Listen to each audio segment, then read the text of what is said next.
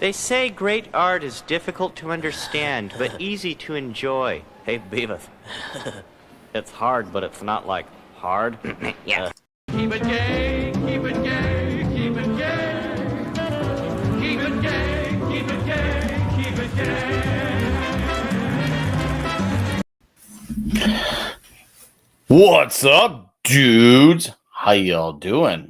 It's good old Wednesday night, and we're here to party. And we got a huge package to unleash from my buddy Sean Eastep. This man sent me a giant package, and it's something that it wasn't just about wrapping my hands around, but my arms. But it's all in here, and it's a unboxing for the ages. I owe this man big time. Sean, if you catch the replay, I'm going to be emailing you. But holy hell, dude, this is nuts. But yes, it's a member stream. All members invited. So let's acknowledge those faces here. Of course, Tim Hayes, my guy Deleted Scenes, Red Shirt Who's Lurking, Davina Duckworth, how's it going? Nice to see you guys here. Of course, we are on Rumble as well. For those of you who like to have it both ways, you have a place where you can do that. Or you can have it one way. You decide whether it's here or there. What's up, Rod Thunderheart? Good to see you, buddy. Long time no see. Welcome, sir. I am so happy that you dropped by. Thank you, thank you, thank you. Yeah, just gonna hang out. Once again, I messed up. I missed a month, but we're gonna really make sure we really get back on the roll. We were on a roll for a while, then we screwed up. We're gonna get back on it. That's the goal. 9 of you already in here. What's up? Thank you, guys. We're gonna get back on this. It's gonna be great. But yeah, we'll just talk whatever. All members can come on the panel. Don't matter if you're a big member, a Dolph Lundgren member, or if you're the smallest $1 member. It doesn't matter. A huge member, a balls to the wall member. You could all come on the panel and chat and bring some stuff to talk about, whether it's movies, culture, comics, pizza, metal, politics. I mean, we try to keep the politics minimal because, God, I talk so much of it. But if you really, really want to know and the conversation shows interest in our chat, we'll go there. All I'm just saying is bring some fun stuff to talk about. Let's have at it. And as you do that, I'll show off something from my buddy Sean Eastep because Sean deserves this type of acknowledgement. Tim Hayes has been a member for 9 months. That's crazy, dude. Thank you, Tim, for being a member. I appreciate you, man. I appreciate that. So, okay, let's get this here. Yeah. Add guess. Okay. What's up, Gonzalo Bergali? Nice to see you, bud. Thanks for dropping in. All right, let's do this here. Okay. I'm headed to the community post. I'm going to post the link so you can, guys, for those of you who want to hop on, bring a topic or two to talk about and try to make sure we have everyone have their say for those who want to have a say per se. And all channel members. That's the link. Remember, it's Streamlabs. Okay, so please do keep that in mind. So in case you got to make any adjustments per se, you know how that is. Sometimes it do be like that. And Gonzalo Bergali's been a member for 11 months. He's a Dolph Lundgren member. He says, yeah. You know, that man gets a special Dolph Lundgren cook for tonight because Mark D with a C added on a special. I saw you strip down for that hot tub. His dick's not small. You have the biggest dick I've ever seen on a man. Thanks. Mark D with a C, that evil mastermind. I tell ya, he really had to. Oh yeah, I get you the macho man. Gonzalo Bergali, you wanted it, you got it. Yeah, it's my guy Ruben Christopher Haynes. I saw him last Saturday night at the Krieger Show meetup. That was a blast. It was great to see you, Ruben. I'm so glad you came out. It was a fun time. Maybe a little too fun on my side of things. Ruben probably saw. That's probably, man, I don't think I've been that hammered in like 4 years. The last time I was that hammered was, I think, the Vegas meetup in 2020. I was pretty gone. I mean, all right. So before I let in the members in here, because I posted the link on the community post. But before I let anyone in here, so yes, if you're a channel member, Just letting you know. But so Saturday night, Toxic Man Flu arrives, and he's there. He arrives with Mrs. Flu. And I see, and Tox, for those of you who have met Tox in person, I'm not going to go away like what he looks like, but I'll just say he's a tall man. He's a really tall man. And Tox, well, I run up to him. And as I run up to him, it was like, oh, I gotta go, acknowledge Tox, because why not? So I run, and I jump, going for like the bear hug, expecting him to catch me. And well, he catches me, all right. Oh, he catches me. The problem is, well, we have a little bit of a Looney Tunes moment with Timber, and we both fall down. Goo. He hurt his knee. I hit my back on the ground. We made a loud sound falling on the ground together. It was a yes. Ruben, you were there in Vegas. That's where we first met, sir. That was a nice time. Some might say it was the best of times. And Diesel has been a member for 24 months. Nick, I can't wait to hang out on Saturday. Glad I caught this. I'm glad you caught this. Hey, dude, if you want to come on the stream, we've got nothing going on. Remember, this is all members. No matter how big or small, you can come on the panel. I got Tim Hazen back. I'm sure no one deleted scenes. He's probably getting geared up, ready to come on soon. I'm just letting you know, all members are welcome. Please come hang out because it's going to be huge. And I probably got hour and 30, hour and 40 minutes. I want to make good with that. I don't get to talk to you guys as much as I'd like to. And I like hearing what you guys have to say, what's going on in your world, what you're into. Cool. I will check the community posts. Go to the community posts, and you will see the link there, my bud. Okay, post on my community tab under posts. All members. Sounds gay. What's up, D bud? Yeah. So just head to the posts, and then you'll see I posted the link there. So I hope to see you in here, Mr. Diesel. So meanwhile, until Diesel rise, we got Tim Hayes up and back here. How's it going, buddy? Doing well. Nice to see you. Yeah, nice to see you. Thank you. I'm happy you showed up. What's new in your world, man? Talk to me. My mother's watching baseball right now, right behind me. Okay. Like playoff games, or what's the deal here? So what's the baseball game on tonight? Giants are playing the St. Louis Cardinals. San Francisco Giants versus the St. Louis Cardinals. Okay, so National League. Okay, cool. I like that. Oh, there's deleted scenes as well. What's up, buddy? Yeah, look at this. Hey, that's what you doing? Good to see you. I'm doing pretty well, man. How are you doing? Doing okay. Staying one step ahead of the YouTube gods over here. Talking loud, being over opinionated. Oh, somehow dude. Still not getting demonetized. I'm still here, so I'll keep going. I'm glad you are here. I know you've stayed pretty active, which for the most part I have not. I'm hoping to change that soon. We'll see. But I miss being active on here. But, dude, I'm glad you are still at it. It's great. It's wonderful. I do lurk sometimes, and I'm glad you're keeping out with the movies and also with a lot more of the opinion-based stuff, too. I've noticed that has been a little bit of a increase on your channel lately, which is welcome to see, by the way. I do welcome listening to that. It's like, okay, Steven here is getting ambitious with this. So he's like, how much can I get away with this on YouTube? Yeah, especially lately, because I just decided over the last couple of weeks that, I'm going to name names, and I've got some opinions on some people, and hey, if they don't like it, you know where to find me. That's true. Yeah, we're not England. We're not England yet, even though there are a couple of politicians out there that would like us to be. Yeah, so. God, it's amazing how much we really dodged a bullet. Like, seriously, I'm so glad. Like, we are not liking. I guess you could say I am optimistic in the sense that we're not going to be that way anytime soon. Thankfully.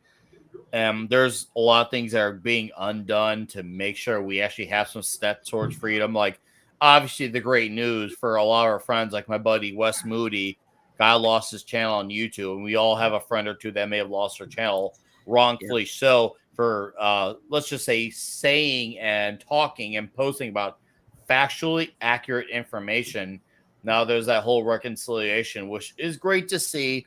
And it finally feels like, in my opinion, this type of thing matters to me because it feels like one of the very first genuine steps towards more liberty and freedom in our lives. Because honestly, I never thought this was going to happen. It wasn't something I was really expecting either. It was just like, whoa, okay, this is actually happening. This is serious.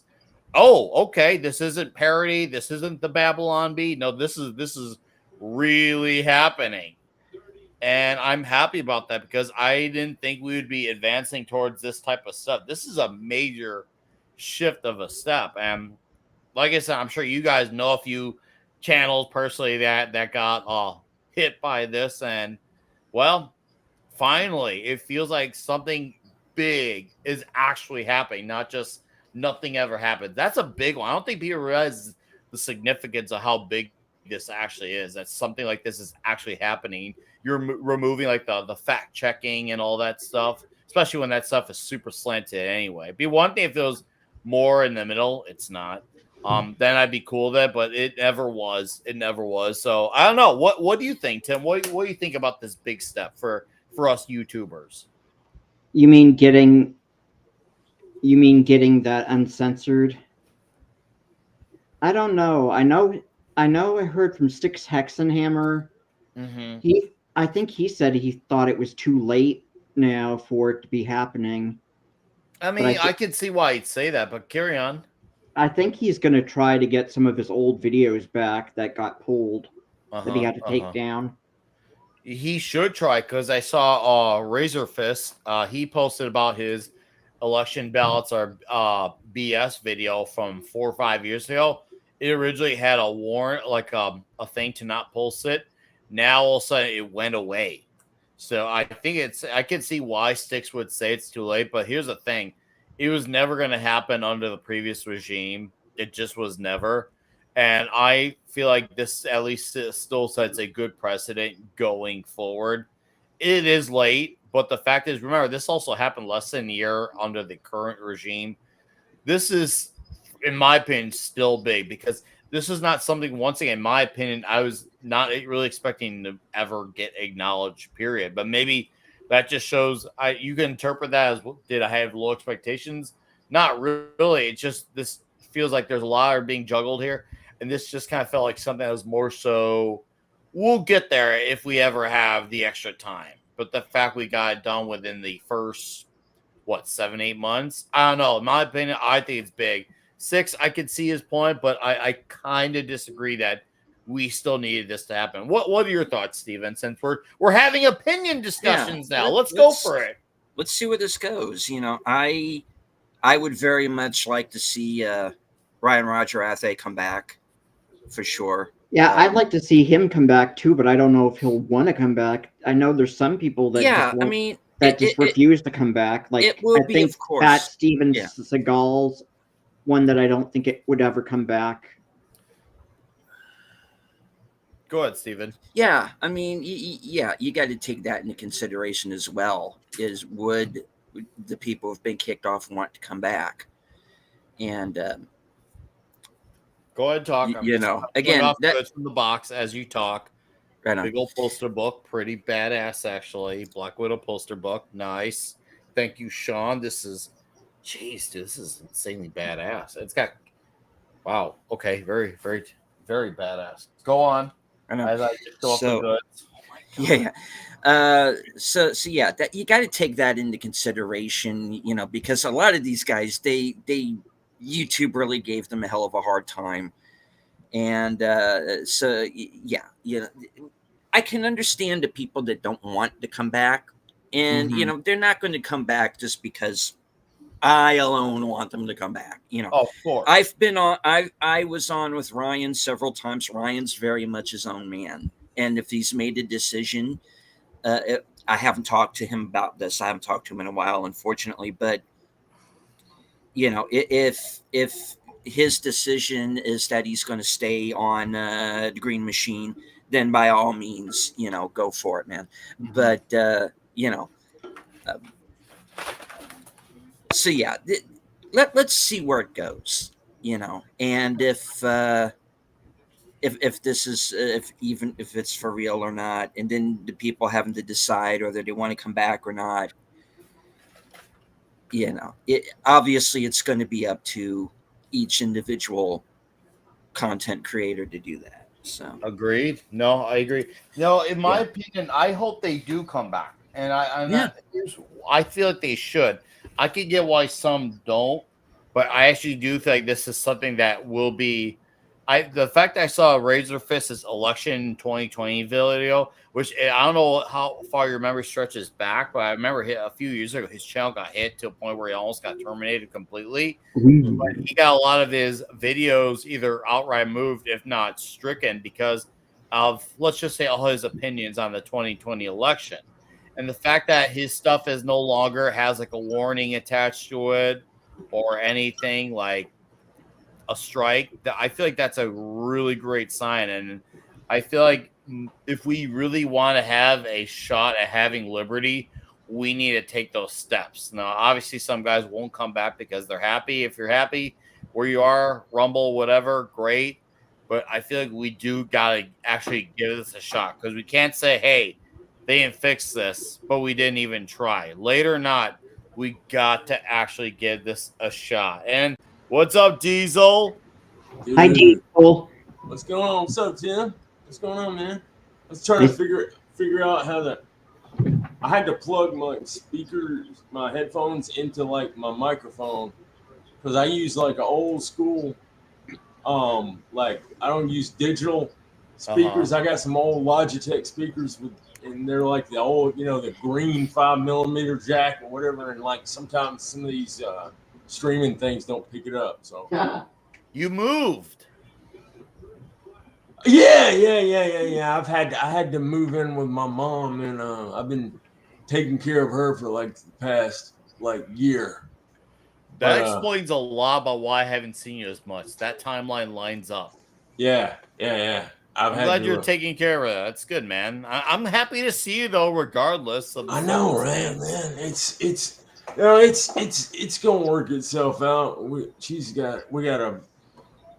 I've been doing this. I'm the one person in the family that was able to do it, man, because she has like dementia from Alzheimer's, and it's gotten worse. And I had to. I've been the one that was here in the town where she lived, so it just made it. It was like God just lined everything up to where I was supposed to be. So started doing it, and like we're at the beginning of next month, we're gonna have to put her someplace, because it's just I'm not qualified.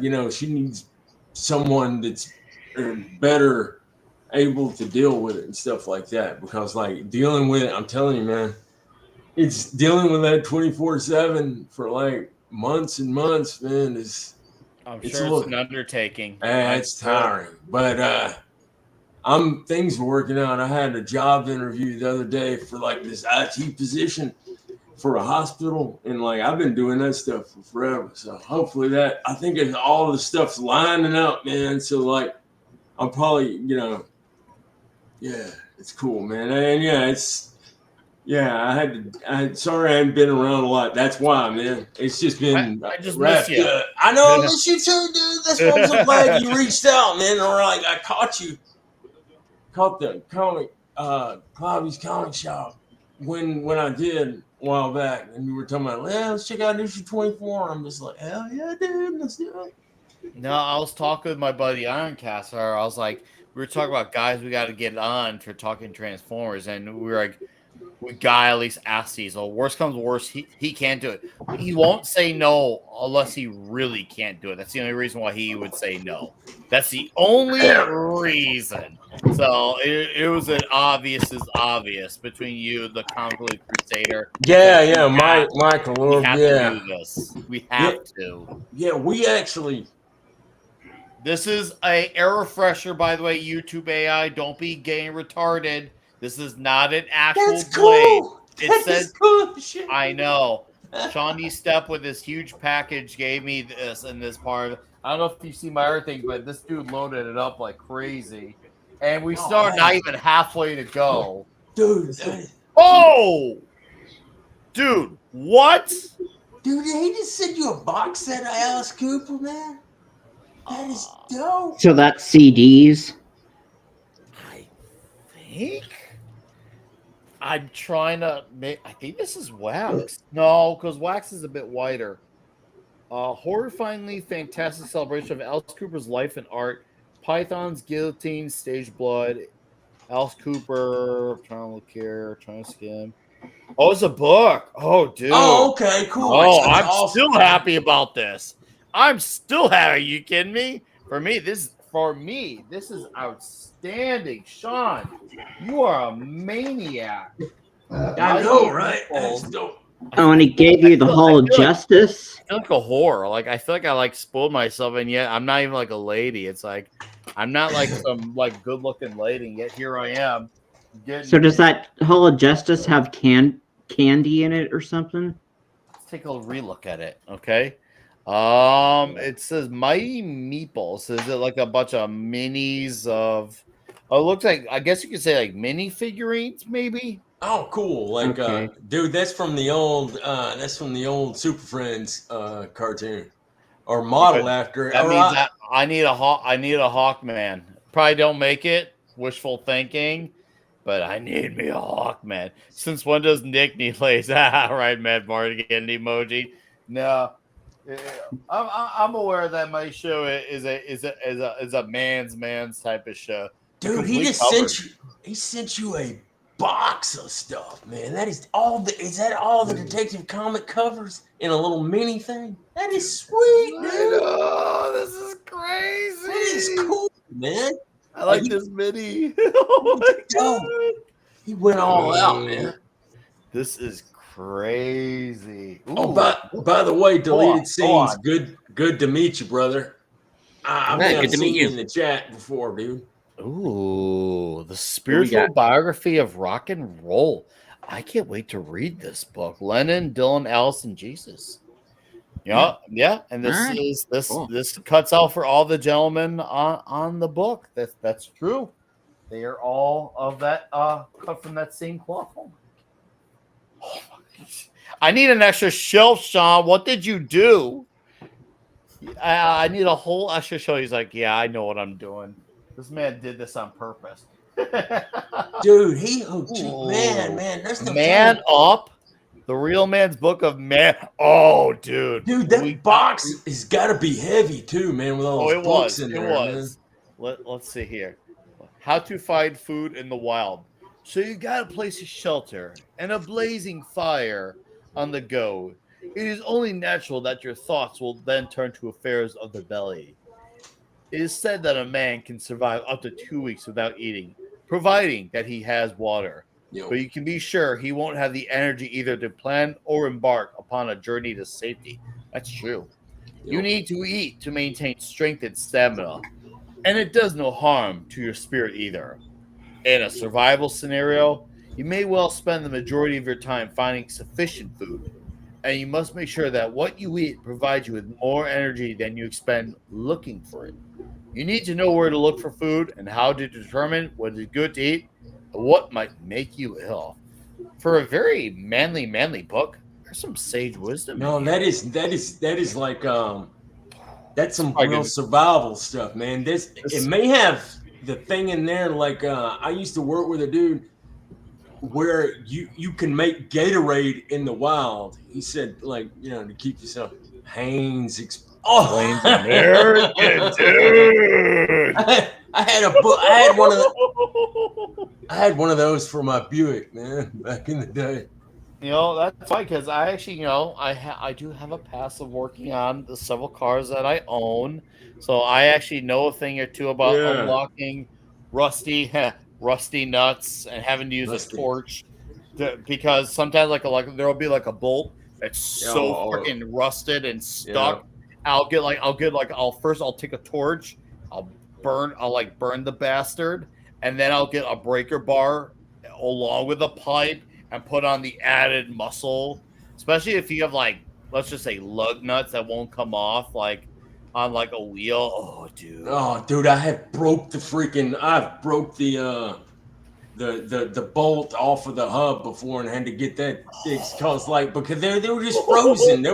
I gotta also get you, if you don't have one, get a 4-way lug wrench, man. That will save you some serious effort because you can grab it with 2 hands. And they used to be like, I think I got one. The torque wrench? The torque wrench? No. A lug wrench, just in case you got a flat or something. It's like it's an X, instead of that 1 bar that they put in the crap that they give you that comes with your car is it's garbage. But that 4-way lug thing, garbage. Man, it'll let you're able to grab it, man. So it makes it a hell of a lot easier. No, that does work. I've seen those. My personal thing I have a torque wrench, and I have that, and I use a pipe because in case the torque wrench is enough, the pipe adds the extra muscle, and the pipe makes a huge difference. It's leverage because when you make that thing longer, you're able to grab, and it makes it so much easier. Man.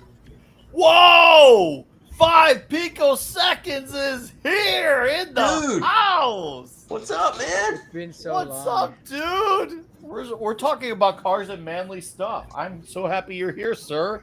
How are you doing? I'm great. I've just been touching grass like all summer. So touching grass. I'm glad you're here, man. I haven't been home Saturday nights to watch. And it's okay. Is that from the animated series? Who was that? Oh yeah. Oh, you got Kara. Yeah. Is that like the what's his name design from the show? Bruce Timm? Yeah. Yes, Bruce Timm. I love his designs, man. Oh, dude, it's best design. D-Bud's like, 5 Pico is a real person. D-Bud, I'm going to do you one better. I hung out with 5 Pico in person last summer at Dallas Fan Expo. We were at the same hotel. Ain't that right, Bud? Hell yeah. That was awesome, a good time. Man. I won't forget when we saw that giant shadow book. I'm like, yeah, you should get that. And then ended up being even less than what was advertised. And then I saw you get Heavy Metal, the first issue. That was wild. So you get the first issue of Heavy Metal. We ran into Quarter Black Garrett as well on the way there. That's killer. That was awesome too. Like we went to Whataburger. We even took a few buses in Dallas as well. We straight up Rocky and Apollo Creed our journey, man. That is dope, man. Unfortunately, I missed this past year, like all the meetups, but it's okay. There's always redemption. I'm getting the one eventually. I'm gonna get. At least I'm gonna meet up with Vagabond and go to freaking what's that thing up in Atlanta? Oh, dude, Black Sabbath. Oh my goodness, dude! I gotta take a quick look at this. Go ahead, dude. That is. Man, dude, there's no telling what he spent on that stuff. Those are nice. Look at those pics, dude. I know. Dude, you were like that. All of that stuff is like you're gonna have to get you a shelf just for what's in that box. I wasn't joking when I said that a few minutes ago. That was the literal truth. And it's real. Oh, you said that? No, it's okay if you didn't catch it. I'm just my mind's blown that this is really what it came down to. Like, oh, no way. They even acknowledged the Tony Martin era in here, too, and the Dio era in there. Good old Tony Martin photo. Tony right there. Sorry. Right, Tony Martin there. Oh, dude. Who was it that sent that to you, man? Sean Estep. He's in a lot. Oh, yeah, Sean. Yeah. Dude, you are a generous guy. Oh, God. Kiss book, AC/DC book, dude. I'm gonna be reading for the next 5-10 years because of this crazy man. Ooh, that is awesome, man. It's a good problem to have. It is, right? Ooh, get the Soul Train too. I feel groovy. Get on the Soul Train. All right, I gotta make sure I wear a specific outfit for this, so that way I check out on this. I gotta make sure I have a worthiness. Man, Soul Train used to come on Sundays, man. I remember when I was a kid, that freaking dancing train coming on. Ooh, it's a Spider-Man Silky Soft Throw. I gotta make sure my children do not take this from me because they will. Yeah, I'll get they you. they will try to take this from me. Looks like it's based off the PS4, the first one. Awesome.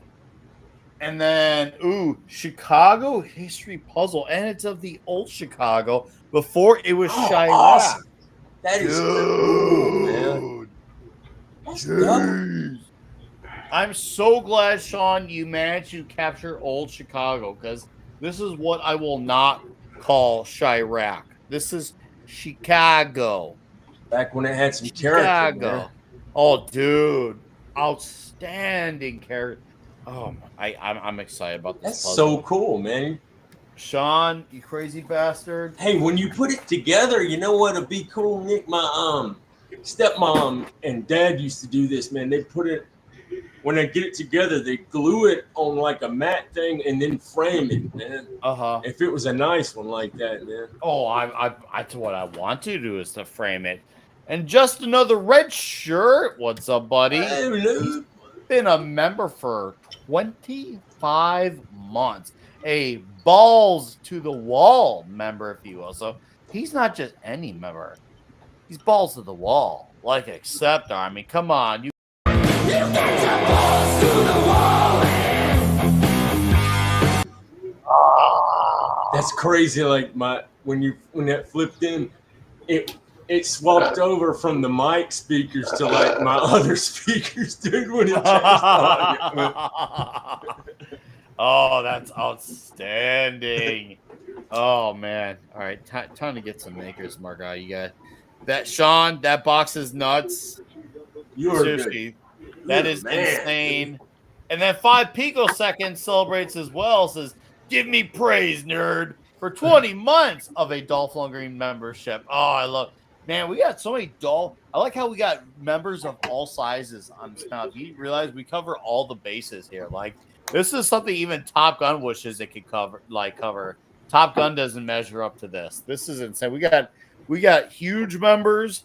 No pun intended. We got balls to the wall members and Dolph Lundgren members all on this panel. That's dope. wild. I know. I jumped on it when I was saying for the longest time, man, you got to get some memberships going. You're like, I'm not going to do it until I get it right where I can like send people stuff or like come up with cool things. And then when you finally did, I was like, Dolph Lundgren, man, I jumped on that. We're speaking of, I finally got an item for you, Diesel.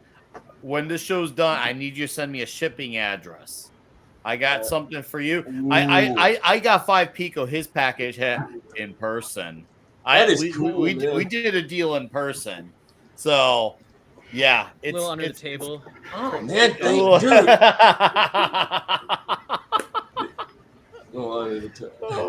Little under the table. Little under the table. No, it's gonna be great. It's gonna be huge. Oh man, I'm sure it's dude. Thank you. That is cool. I'm just happy to support. Like I said back in the day, man, it was like my favorite stream was coming on and hanging out on Friday nights, man. And when I was finally able to come on that first time, man, I was so excited. I was so proud because and that was one of the few times I got to hang out with Cobby, man, which was dope. Oh, dude. Do you know about the last time I streamed with Clobby? Okay, so it was the same weekend I was hanging out with that guy down on my far left, aka, well, your left as well. So that same weekend, I had done I think it's maybe right before we met up, but I was doing I think I was meeting up with Red Shirt, Alec Baldwin's Finger, and a few other guys. And we were getting pizza, and I remember I met Lila Hart. If you know who Lila Hart is. Yeah. Lila's cool, man. She was a very nice lady. I was talking to her. We were having pizza, and she said, "Oh, hey, I'm doing a comedy show. I can get you in the show if you want." I'm like, that's great. I appreciate that, but I'm already committed to a live stream I gotta do tonight. And she's like, okay, well, if you change your mind, it's right there. And it was a great gesture on her part. But then I I get to my hotel room, I get the stream going, and Claudia kept telling me before the stream started, "You're nuts for doing this stream. You should be out there partying, living your life. You're absolutely nuts for doing this." I was like, Claudia, I'm not backing away from my show just because I'm out and about. I'm still going to do the stream.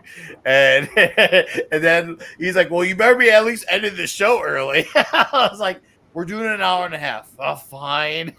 It's so funny. It's just so like, come on, Nick. Why are you doing this show? You have every right reason not to, yet you're still doing it.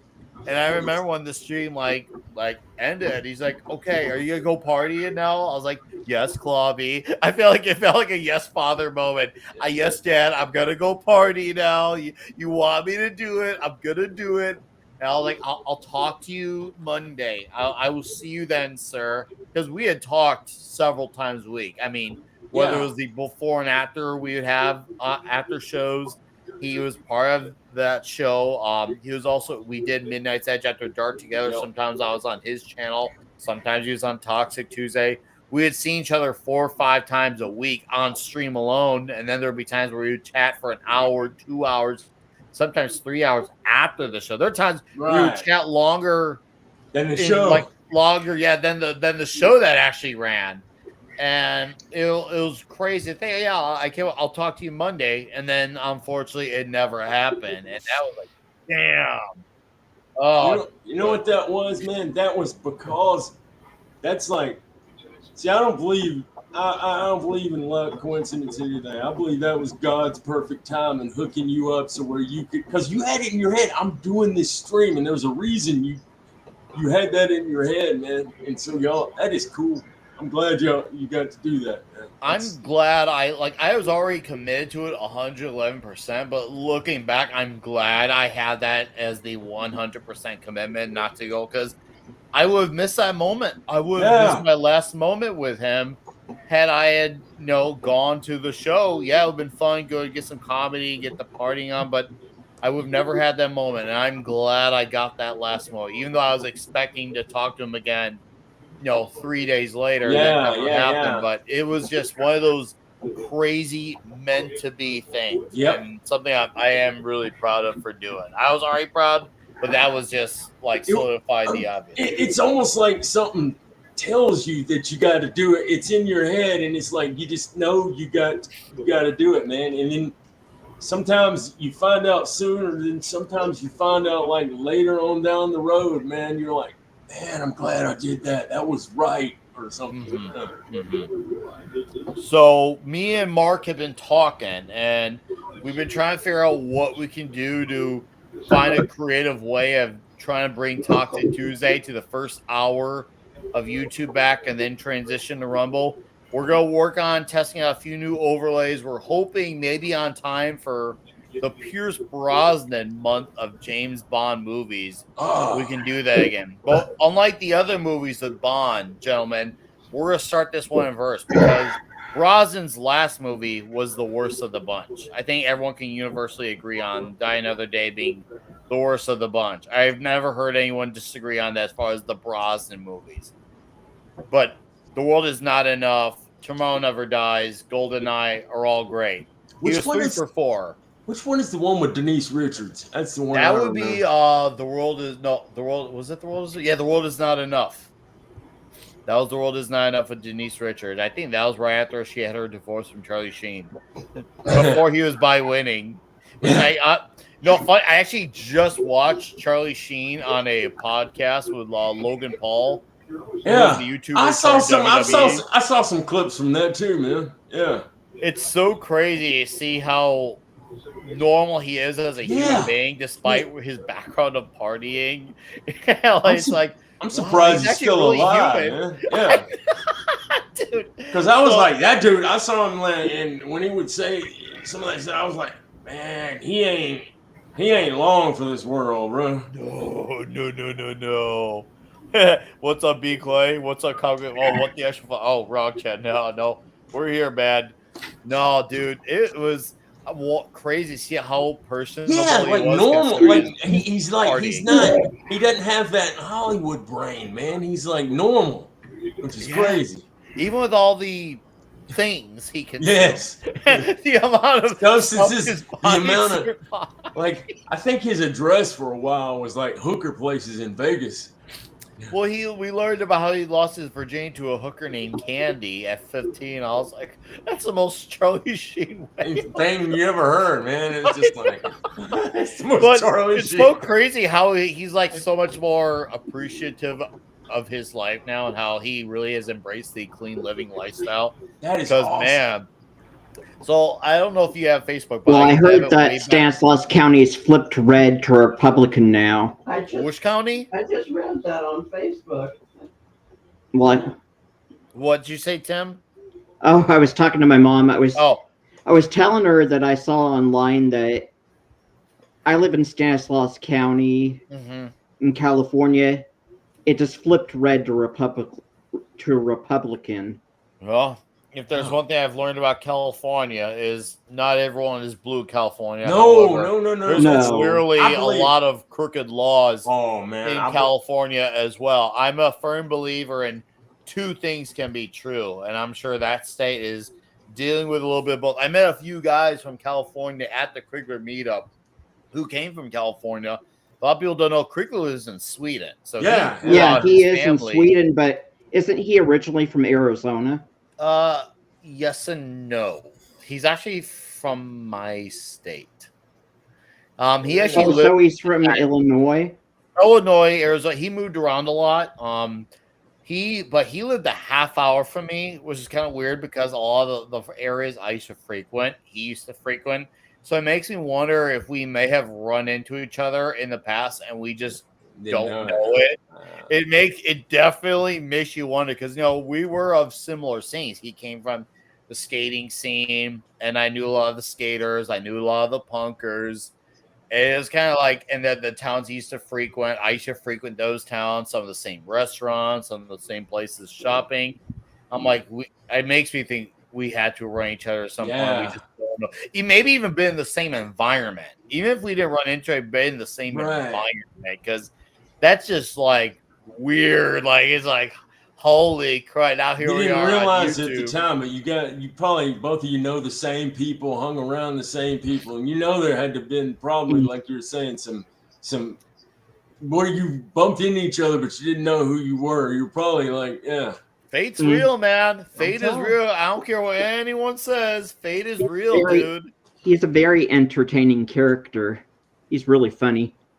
I love Adam. He's a great guy. I love talking with him. Love hanging out. I got to meet his wife. Got to meet his son. We went out for Chicago pizza. Actual Chicago pizza. And Adam knows what real Chicago pizza is. Adam is no tourist. He knows what real Chicago is. So is that like deep dish? No, that's a tourist attraction.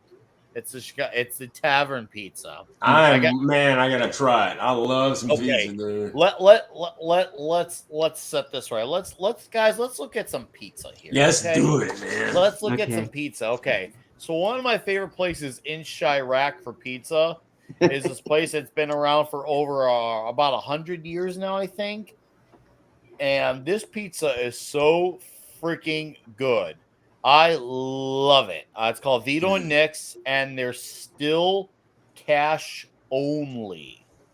They're off the grid, man. That's dope. And they've been doing it for 100 years, man. It's gotta be good. A century, and it's cash only in 2025. Dude, I'm just saying, it is delightful. Okay, I found a pretty good photo of here. It's not my favorite photo, but it'll serve the moment just right. No. So the biggest misconception from people outside of Illinois is that deep dish is Chicago pizza. No. That's a tourist attraction. Because here deep dish is seen as two things by people who live in Illinois. Either A, they hate it, which is a lot of them. And I don't even agree with them. I don't agree. I actually love it. I do. I love it. A lot of them outright hate it with a raging passion. B, the ones that like it only have it for like a special occasion, like my son graduated from college, or we're getting married, like engagement type of thing. It's a special occasion, and people who don't live in Illinois come to try it. But they're not trying the thing that people actually eat on the daily in Chicago, whether it's the city or the suburbs or the country. This is what actual Illinoisans eat on the daily here. Once again, this is Vito and Nick's. They've been around for 100 years. It is wonderful. And right there, as you see the comment, Vito and Nick's Pizzeria on South Pulaski Road in Chicago. Oh, man. It is a delight. It is so bloody good. The crust is blended into it, man, to where it's like you don't have like that separation, man. That looks fantastic, dude. Every square inch of that's delicious. That doesn't have eggs on it because it looks a little yellow. Well, yeah. Oh, here's a good photo. Oh, yeah. Oh, guys. You gotta eat it with a fork. Turn off your cameras. Don't. This is. Oh, that is high. Oh. No, we'll just keep the screen up for a couple minutes. Well, as we chat, this one deserves all our attention. That's the man. You gotta eat that with a fork. Oh, dude, I'm one of the guys where I'm a barbarian. Like to me, I go like with my hands, medieval times style. Yeah, I probably would too, man. But like, it's just like getting in that center, man. Goodness, man. I'd be like. You know when the Tasmanian devil starts tearing through stuff, that'd be like me going to Hey, you come to Illinois, you and I will go to Vito Nick's. I will buy 111%. You know Father Christopher Miller? Yes. Him and I are supposed to be having pizza next month. Actually, he's coming to Illinois. Awesome. I've got a few places out mine yet. I haven't told him. I'm not gonna say in case he catches the replay because I want to surprise Father. Yeah. But I have a few places I'm like, ooh, which one? But I'm going to make sure he gets something really good. And he seems to know the misconception and gets it. So I'm glad. Let's look at this pizza chart here. So this chart, it gets it half right. At least they made the distinction. Chicago deep dish, Chicago tavern. Okay. Now, I haven't had New Haven, but Mark D with a C is from Connecticut. Yeah. He says the New Haven is that damn good. I want to know one day, sometime between now and my death, I need to go. I've had Detroit. There's actually a really good Detroit place by me, about a half hour away. So the guy who runs it, he's actually from Detroit. He looks like Glenn Danzig. If Glenn Danzig was... Like, you know how Glenn Danzig's like super muscular, but he's super short? Yeah, he's like this guy is Glenn Danzig, but super tall. And muscular. He's like a beast. He's a tall Glenn Danzig. Dude, that's like, because Danzig's like about 5'5" or something, man. He's really short. And apparently he knows his martial arts, which I was like, oh, man, okay, don't mess with Glenn. It ain't just muscle. Apparently he's got combat moves, too. It ain't just muscle. With Glenn Danzig. I'm trying to think, what was that horror movie he was in that he had a cameo in? Oh man, to think that man was almost Wolverine. I gotta look at Glenn Danzig cameo movie. You ever see when he was on Aqua Teen Hunger Force? Oh yeah. He bought Carl's house because the blood was everywhere. Oh man. And they were all hiding from him next door because he kept going over. Prophecy 2. Have you seen The Prophecy, Steven? I'm aware of it. I actually haven't seen any of them. He was with Christopher Walken. He was in The Prophecy 2, Glenn Danzig. But okay. Anyways, back to Detroit Pizza, guy who looks like Glenn Danzig who works there. This guy used to run a hot dog, burger, gyro joint out here way back when, like 15 years ago. Then he left the state because he just decided one day, I had a good run. It's time to sell the place. I thought, wow, he left at the peak of his career, just called it a day and sold it and left. And he comes back out here and he opens up a pizzeria, does well twice, decade apart. And he knows his pizza. He has a pizza Bible when you walk in. Pizza Bible. Gentlemen, how would you feel if you walked in a pizzeria and you saw a pizza Bible? You know that's some serious pizza, man. When you got a set of rules that you know You got, and that's like laying it down, man. Like every good like fandom or something like that has like the guidelines book like that, man. There's one that I think Hasbro had for Transformers, man, for a long time, and I'm sure all these other companies have them too, man. For like I'm sure there's something going on over with Batman, you know. It's got to be because they've got like, you know, there is a consistency a lot of times to it, and you gotta. But like, dude, he's, you know, I bet that was some awesome pizza, man. He's like, he did it twice, man. That tells you how good he started from scratch twice, man. Just like you're making a pizza. Yeah, two different food industries. One from the hot dog burger Yodel joint straight to pizza. Like, very different feelings. Both are sure, but still the fact that he managed to come back to Illinois a decade later and just succeeds again, and then you think about the current like economical situation, and he does it again. That's insane. That just tells you how good the guy is. He knows a good product and he knows how to sell it, man. Okay, so for you gentlemen and our chat, which once again, thank you all for being here. Neapolitan, for those who are not in the know, Neapolitan is basically when you cook a pizza in like a wood fire oven, and then the sauce is a lot sweeter. It's probably one of the closer pizzas to actual pizza in like Italy. If you like sweeter sauce, you'll like it. I actually like it. It's my only critique with Neapolitan is I don't feel like there's been enough variation in terms of taste. Now, it's a good taste if you really, really like it.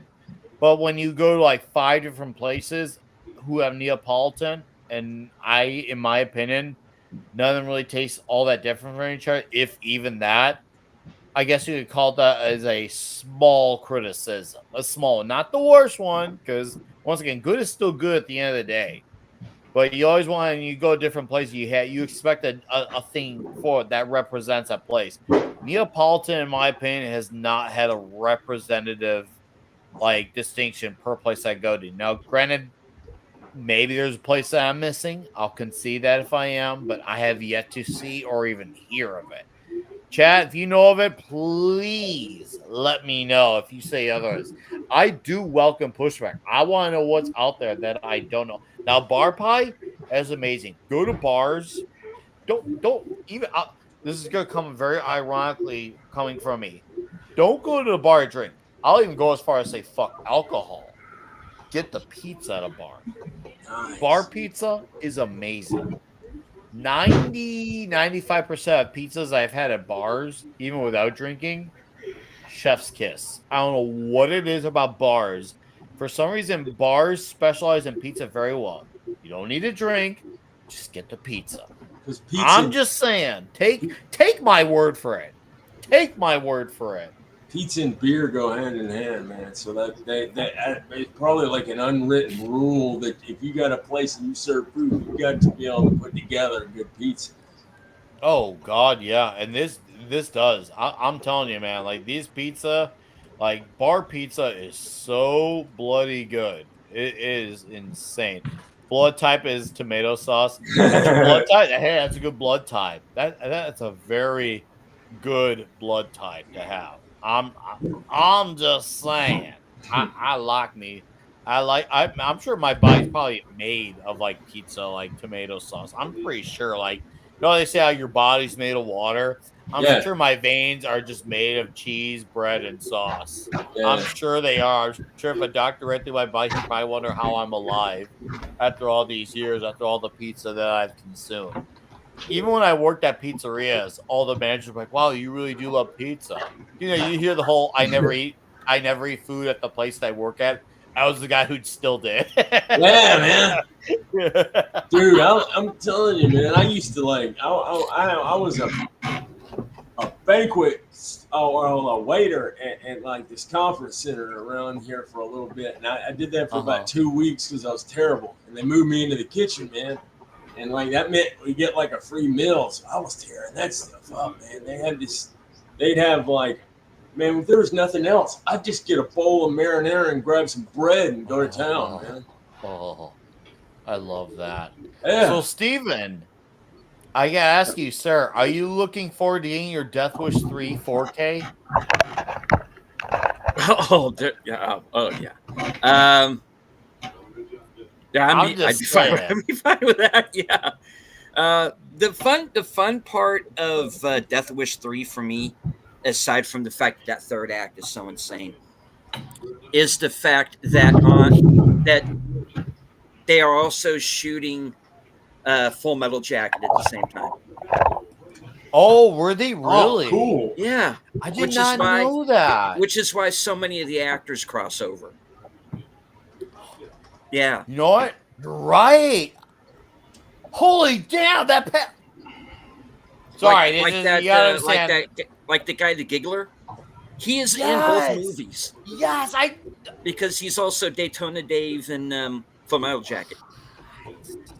Same guy. Yeah, no, I recognize. Dude, my brain's kind of I feel like my brains are gonna get blown up by a mobster right now. That's insane. I just made that connection now. Wow. I have no words. Yeah, I can't wait to watch that because I've seen a lot of third acts of movies before. Some say they've seen the best acts of them, but Death Wish 3, I'm just saying, whoever likes that third act, those are some really smart people. Some might say they're the most brilliant of people, the most smartest, brilliant people on planet Earth. Watch Death Wish 3. Always watch the third act. For those who don't, they are posers, absolute posers. They killed the Giggler. Giggler, man. They killed the Giggler.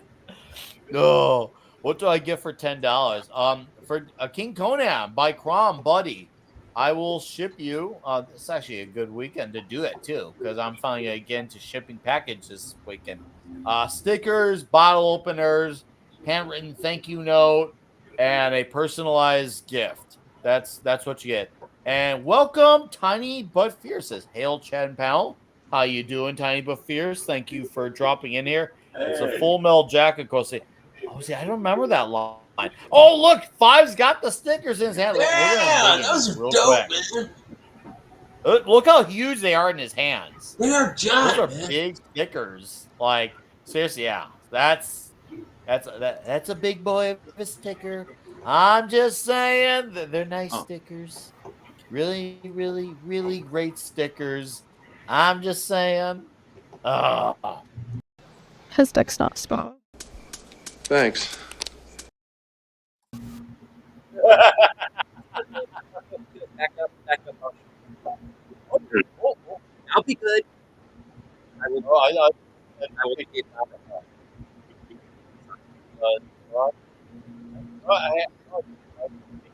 of movies that try to be like, we're so smart, we're for sophisticated people. Do you know the best night I've had in the last 5 years is a night that Zoe and I split a bottle of wine, we made a summer salad, and watched Chocolat together? You mean chocolate? Chocolat. Chocolate with Johnny Depp. Chocolat. You're not fucking French, Pete. It's called chocolate. I will always call it chocolate as well, like Jason Segel. Sorry, you don't get some pretentious French name because you want to sound smart or sound sophisticated. You're a movie called Chocolate that has Johnny Depp in it, okay?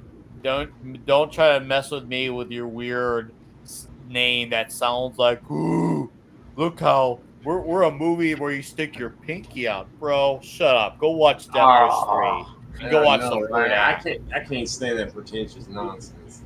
Dude, there's a time and place for intelligent thought in movies, but when you start doing shit like that, it's just like, bro, stop.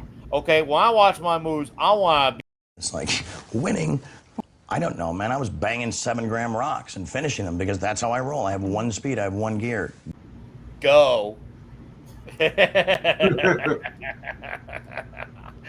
I got one speed and one gear as well, and it is go because, well, I remember. So back in the day when I used to have a Facebook, it's been weird. I haven't had one for over 4 years, but when I did, I used to be part of this Facebook group called Partying Like Charlie Sheen. And dude, the amount of things I saw on that page should have been banned. Like if you get bored up and abandon a page, that should have been the page because the amount of things that I've seen people survive on partying like Charlie Sheen. Woo, man, that's probably the one thing I miss from having Facebook is the people who want to do the Sheen machine.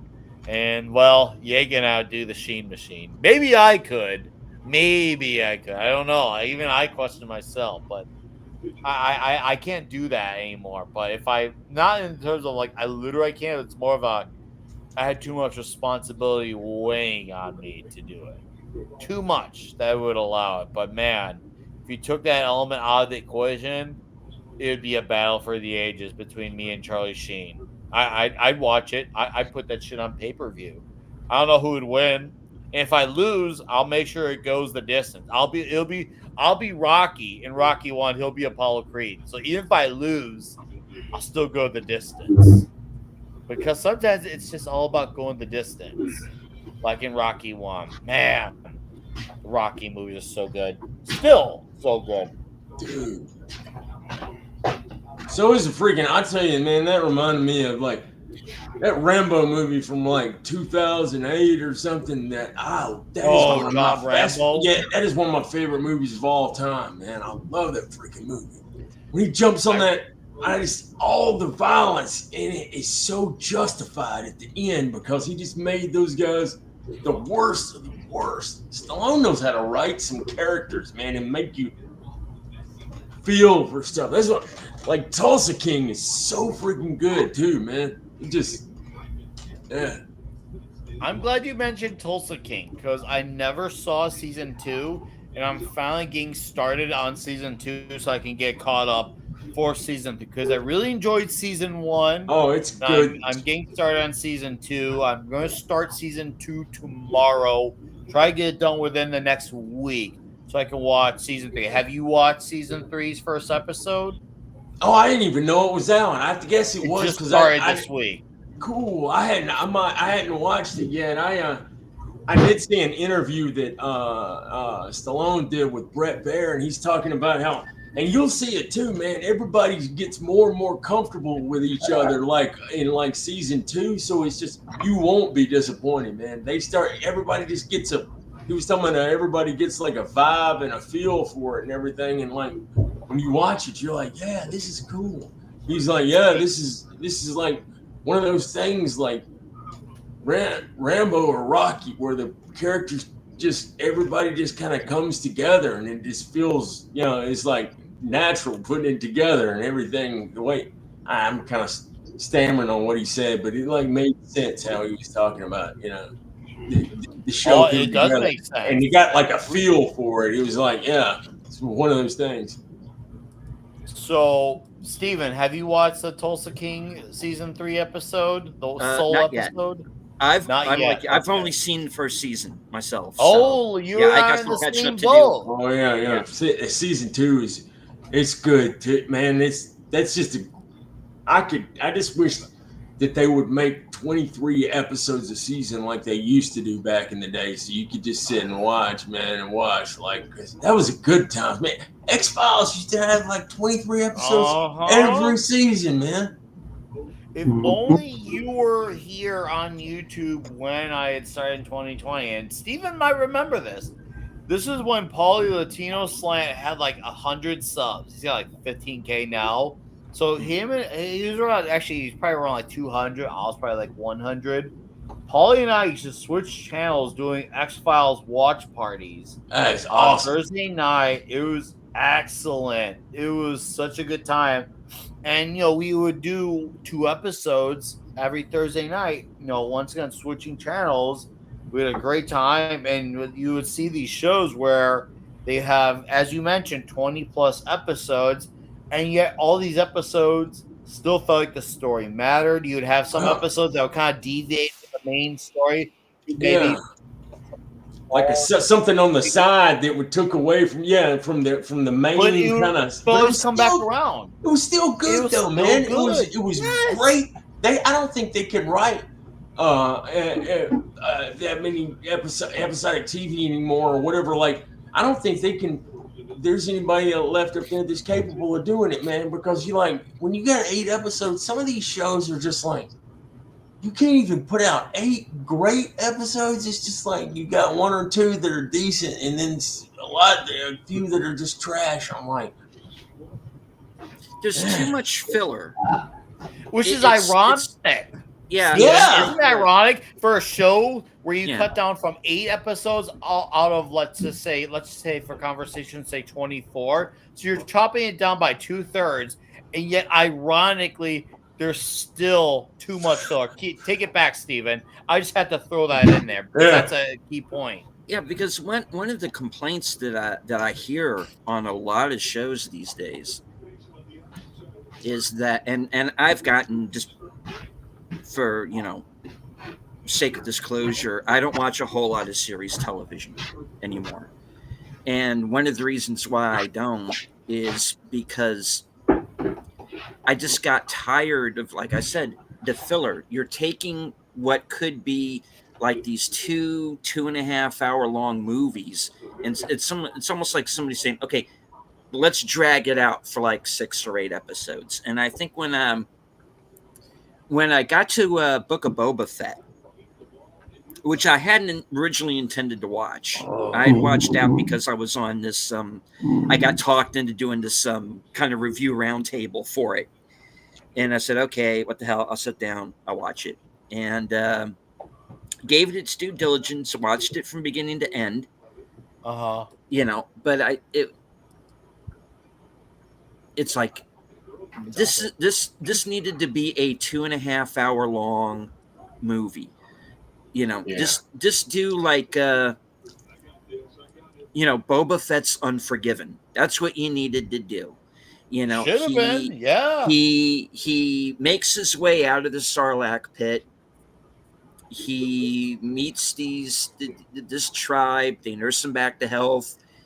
They get killed indirectly because of something he does. He goes back into this underworld for revenge, and then it's just Boba Fett as John Wick for the rest of the movie. Yeah, that's Boba Fett's supposed to be hard. They've done like a shot for shot remake of that's what they needed to do.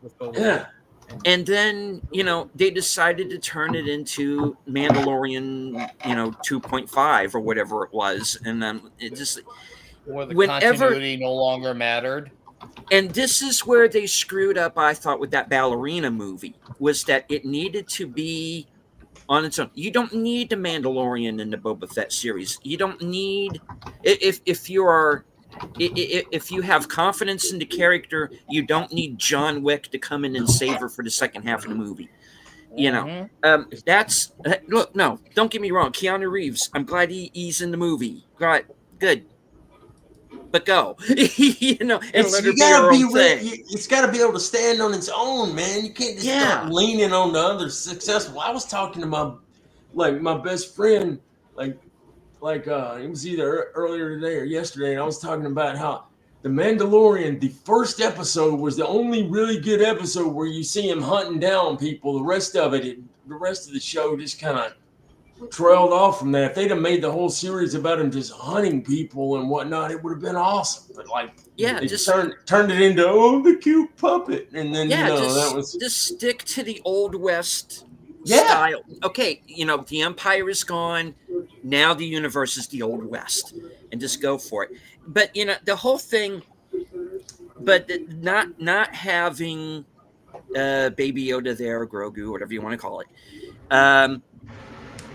But we get rid of him, then we lose Werner Herzog, and I just had so much fun watching Werner Herzog just be like this crazy guy. Yeah, I want to see the baby. Don't give him the baby. Get him away from the baby. That guy likes whenever he's in his voice. He's done voice acting. Whatever he's in, man, it's just like he just stands out. When he shows up in the Jack Reacher movie, for Pete's sake, that first one with Cruise. Yes, I know exactly what you're talking about. Perfect casting, perfect out of the box casting for that character, because he brought so much gravitas to that character. Yeah. You don't learn anything about him until really the very end, and he has that scene with him and Jai Courtney and the guy from True Blood. And she's, do what I did and bite off your own fingers. Like, wait, what? Oh shit, and I know where I remember him from. He was on an an episode of Rick and Morty, I think.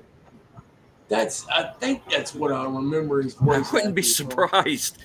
Because he just shows up in the in the voice places, and who it is immediately. Yeah. Because obviously I knew him originally as for what he primarily is, which is a film director. And the first movie of his that I saw was his 1979 version of Nosferatu, and which, of course, with Klaus Kinski, and how they didn't kill each other through all of those years and all those movies, I have no idea.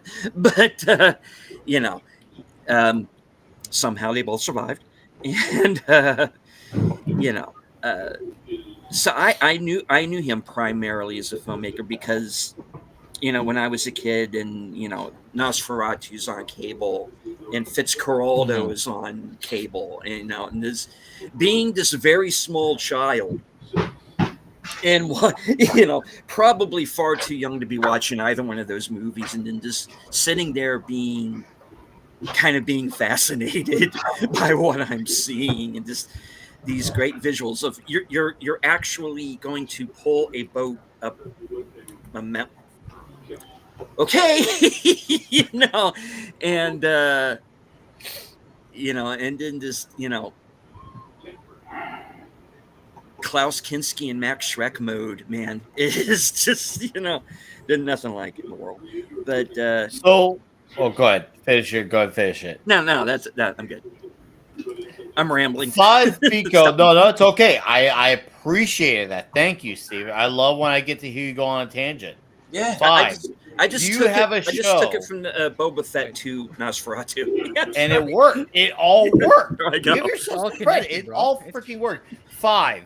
Do you have a show that you're like, oh man, all 20-some episodes of this were good, and then they broke your heart?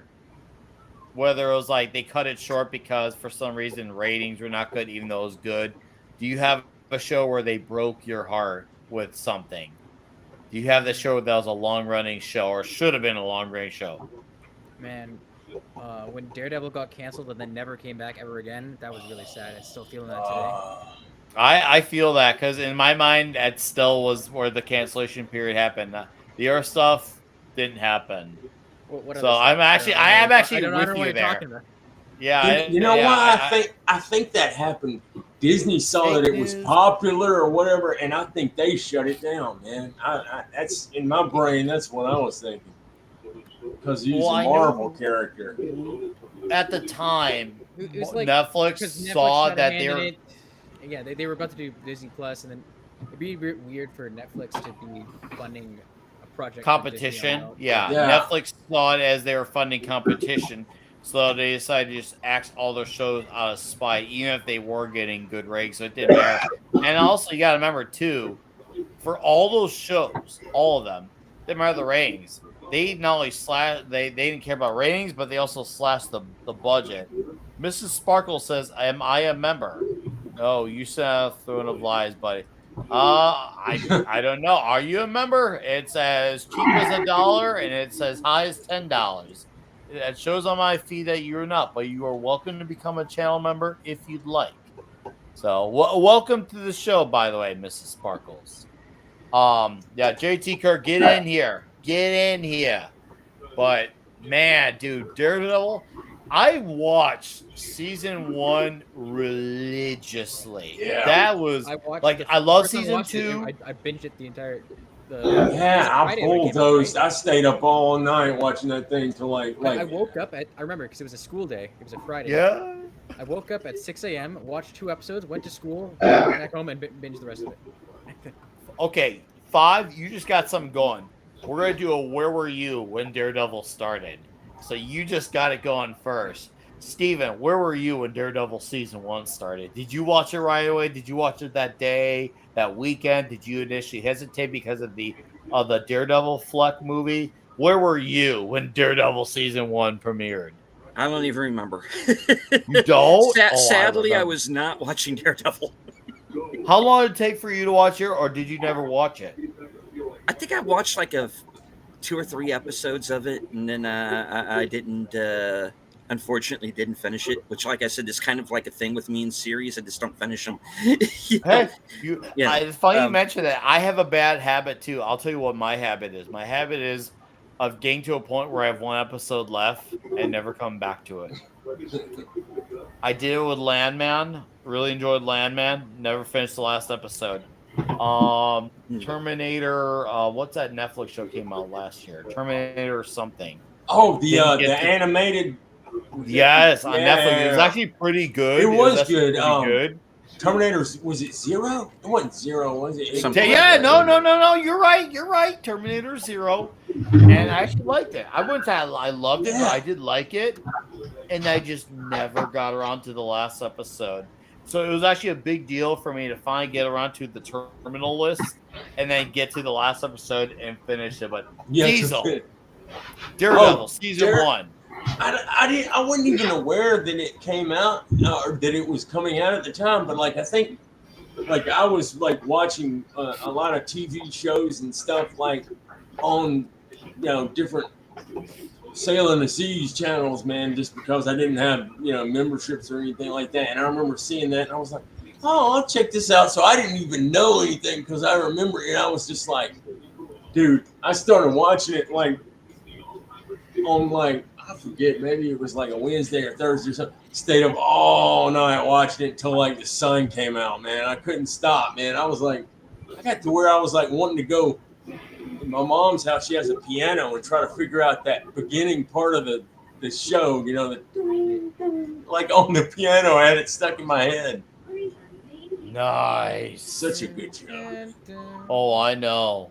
So, Tim, did you watch Daredevil when it came out? No. You should. You should reconsider your life and watch Daredevil. Seasons 1, 2, and 3. I love all 3 of them. And read a summary of Defenders. Don't watch it. I did a great video. Great. I just said about my own channel. I did a great video. Now I'm basically shamelessly plugging my own channel. But I did a video. We'll backtrack on great. I'll put video. I did a video earlier this year on 5 Daredevil comics to read before watching the show that never happened.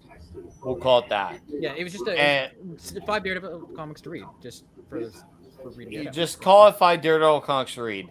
You should watch that video to see how great those stories are, but then start with Netflix seasons 1, 2, and 3. It's great. It's phenomenal. I've been here for an hour. Comic, aren't you a channel member? Because if I recall, you are. And if you are, why aren't you on the freaking? Oh no, you're not. Okay, I thought you were. Just say, come on the panel, man. You two are on. Well, yeah, of course you're on. But anyways, back to Daredevil. Season 1, 2, 3. Where was I at? 5. Help me. What was the last thing I went off about Daredevil? You should watch them. Yeah. Tim, you should watch. YouTube video. I did a video earlier this year on comics to read. And people should watch that video and then watch the show. They're both things to watch and things you'll hopefully get entertained by. At least the show you'll be. My video is debatable. But what I like about my video, if that doesn't hook you, I don't know what something's wrong. Yeah, man, I'm telling you, that show is just it. Oh, it's so well written.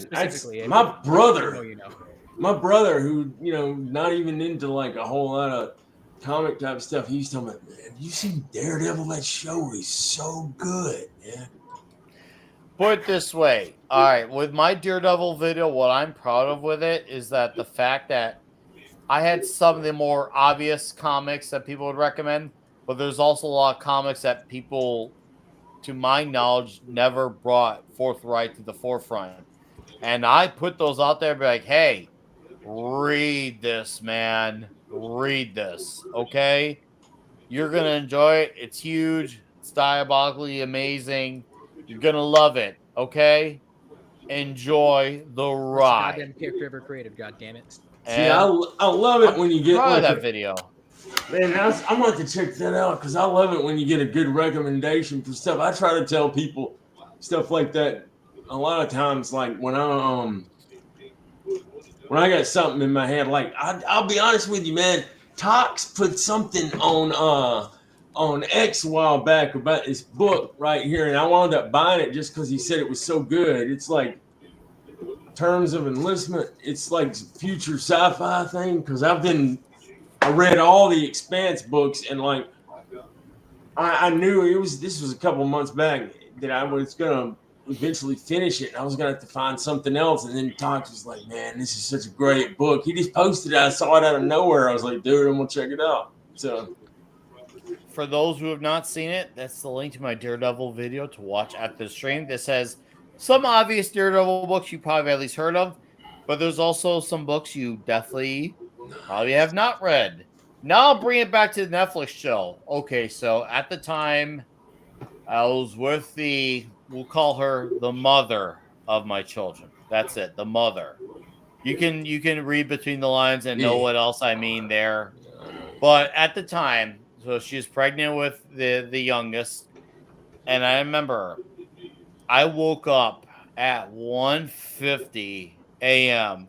I set a bunch of alarms, even though I worked that very next morning, so I can watch Daredevil on my phone. I've never watched a show on my phone before.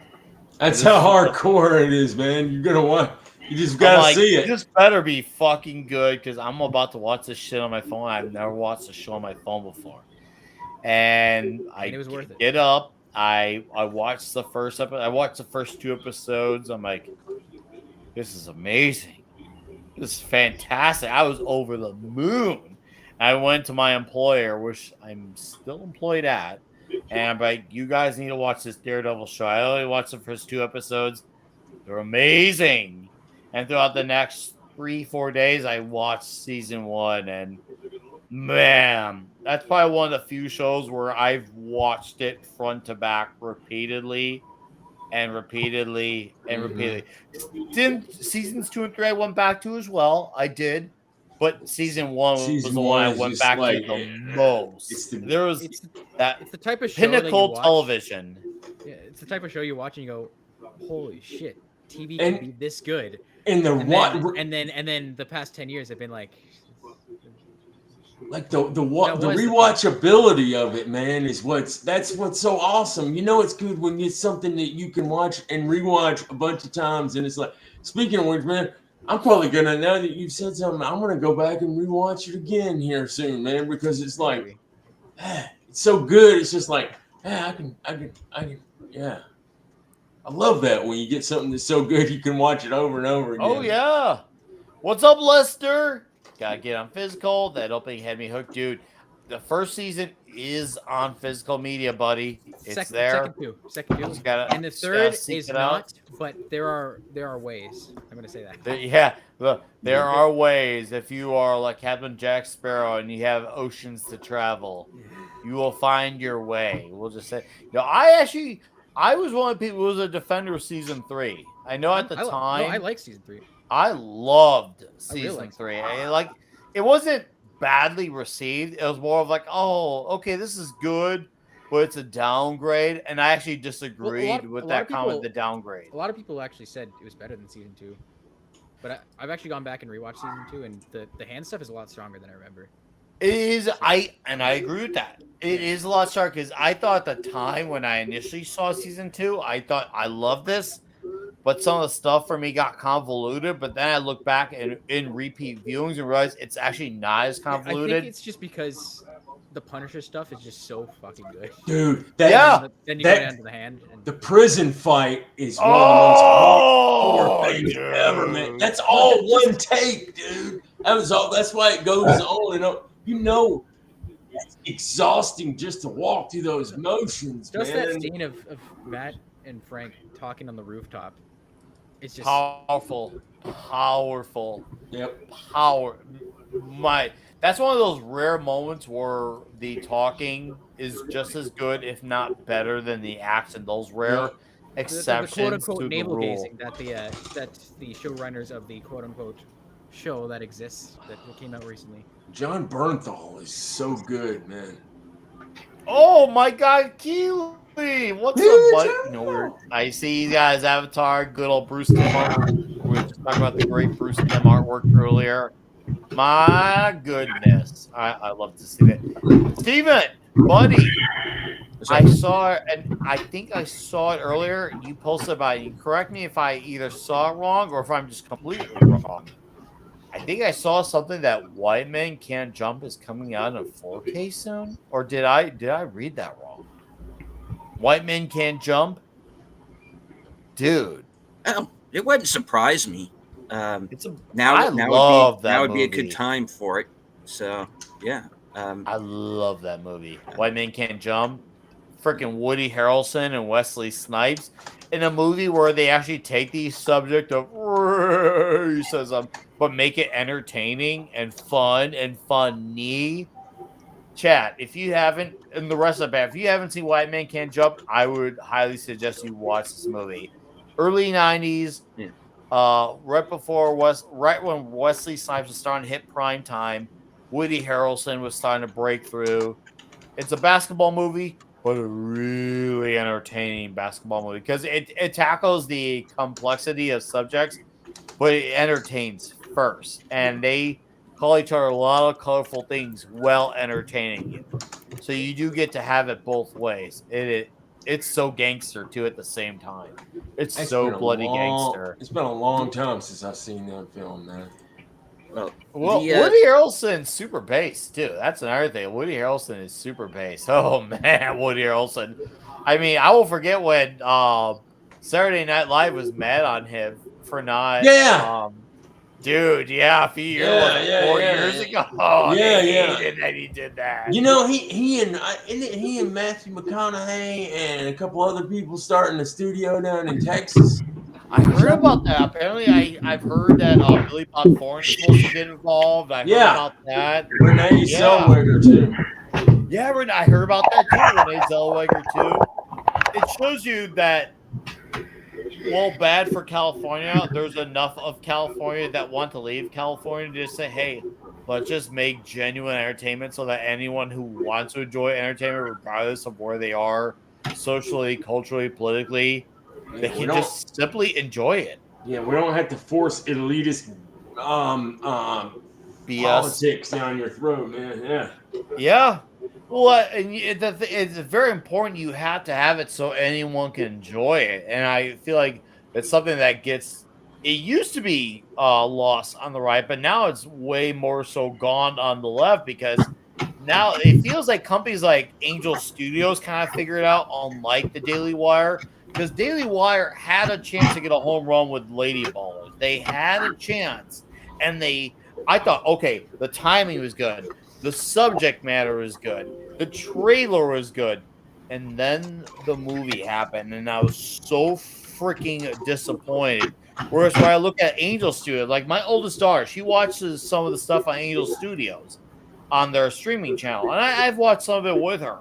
And I'm like, okay, this channel actually gets it because, yeah, if you think about it, you could probably get an idea of where they are socially or politically, but all the programs on those things entertain first. They tell a story first, and the idea should be obvious, but they emphasize stories first. If you happen to, once again, think more about it, you'll understand the perspective and get, okay, this is where it comes from. Yeah, great. And maybe it'll get you to think about that. It gives you something to think about. She watched this program about this. It seemed like a fairly religious family with a dog and competitive sports because she's into stuff with animals. I thought, oh, wow, it's actually pretty good. It's pretty watchable. And it had those leanings. But once again, it was something that wasn't on the nose, but yet you could be anyone and most likely still enjoy it. Yeah, and that's very important. It didn't pull you out, man. It was like it shouldn't have to, and yeah, that's what exactly. always gets it wrong because they pull you right out of the story, man. I hate it because I do too.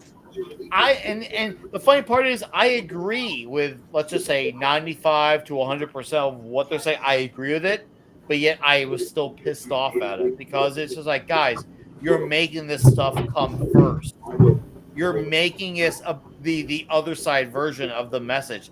I didn't come here for the other side version of the No, message. I came for a I come story. Yes. I don't want to get pulled out by somebody stupid. I want good stories, man. Yes. That's not, if you gotta throw it, you can always here and there sprinkle a little bit on there, but it's just you can't make a show or whatever all around that. That's the whole idea of the show. It's even when we agree with it, it can still be a It's problem. stuff, It can still be a problem. Oh, we got some legends here. What's up, TZ?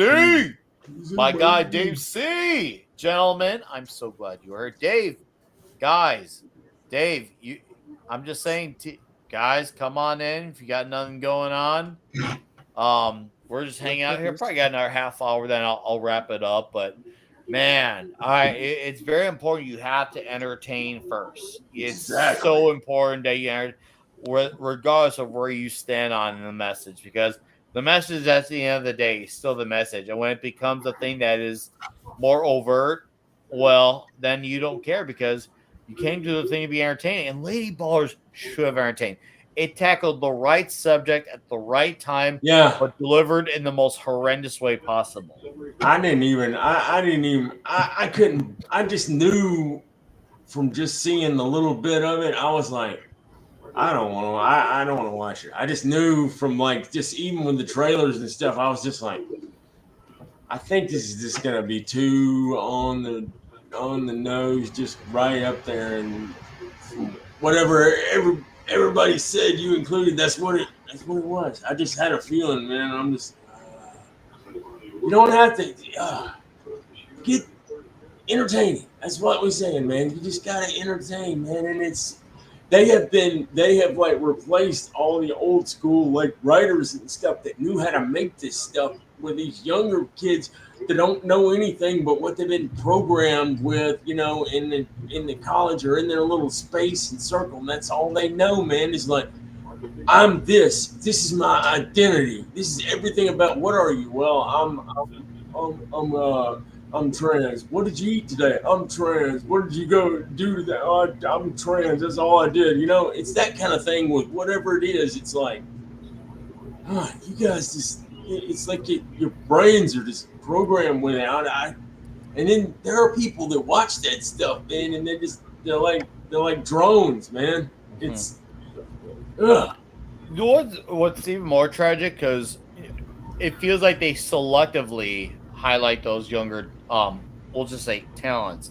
Yeah. And what's the worst part about it is those talents get put in this position because that's all they hire. They kind of get mistaken for that's how they all are, even though they're not.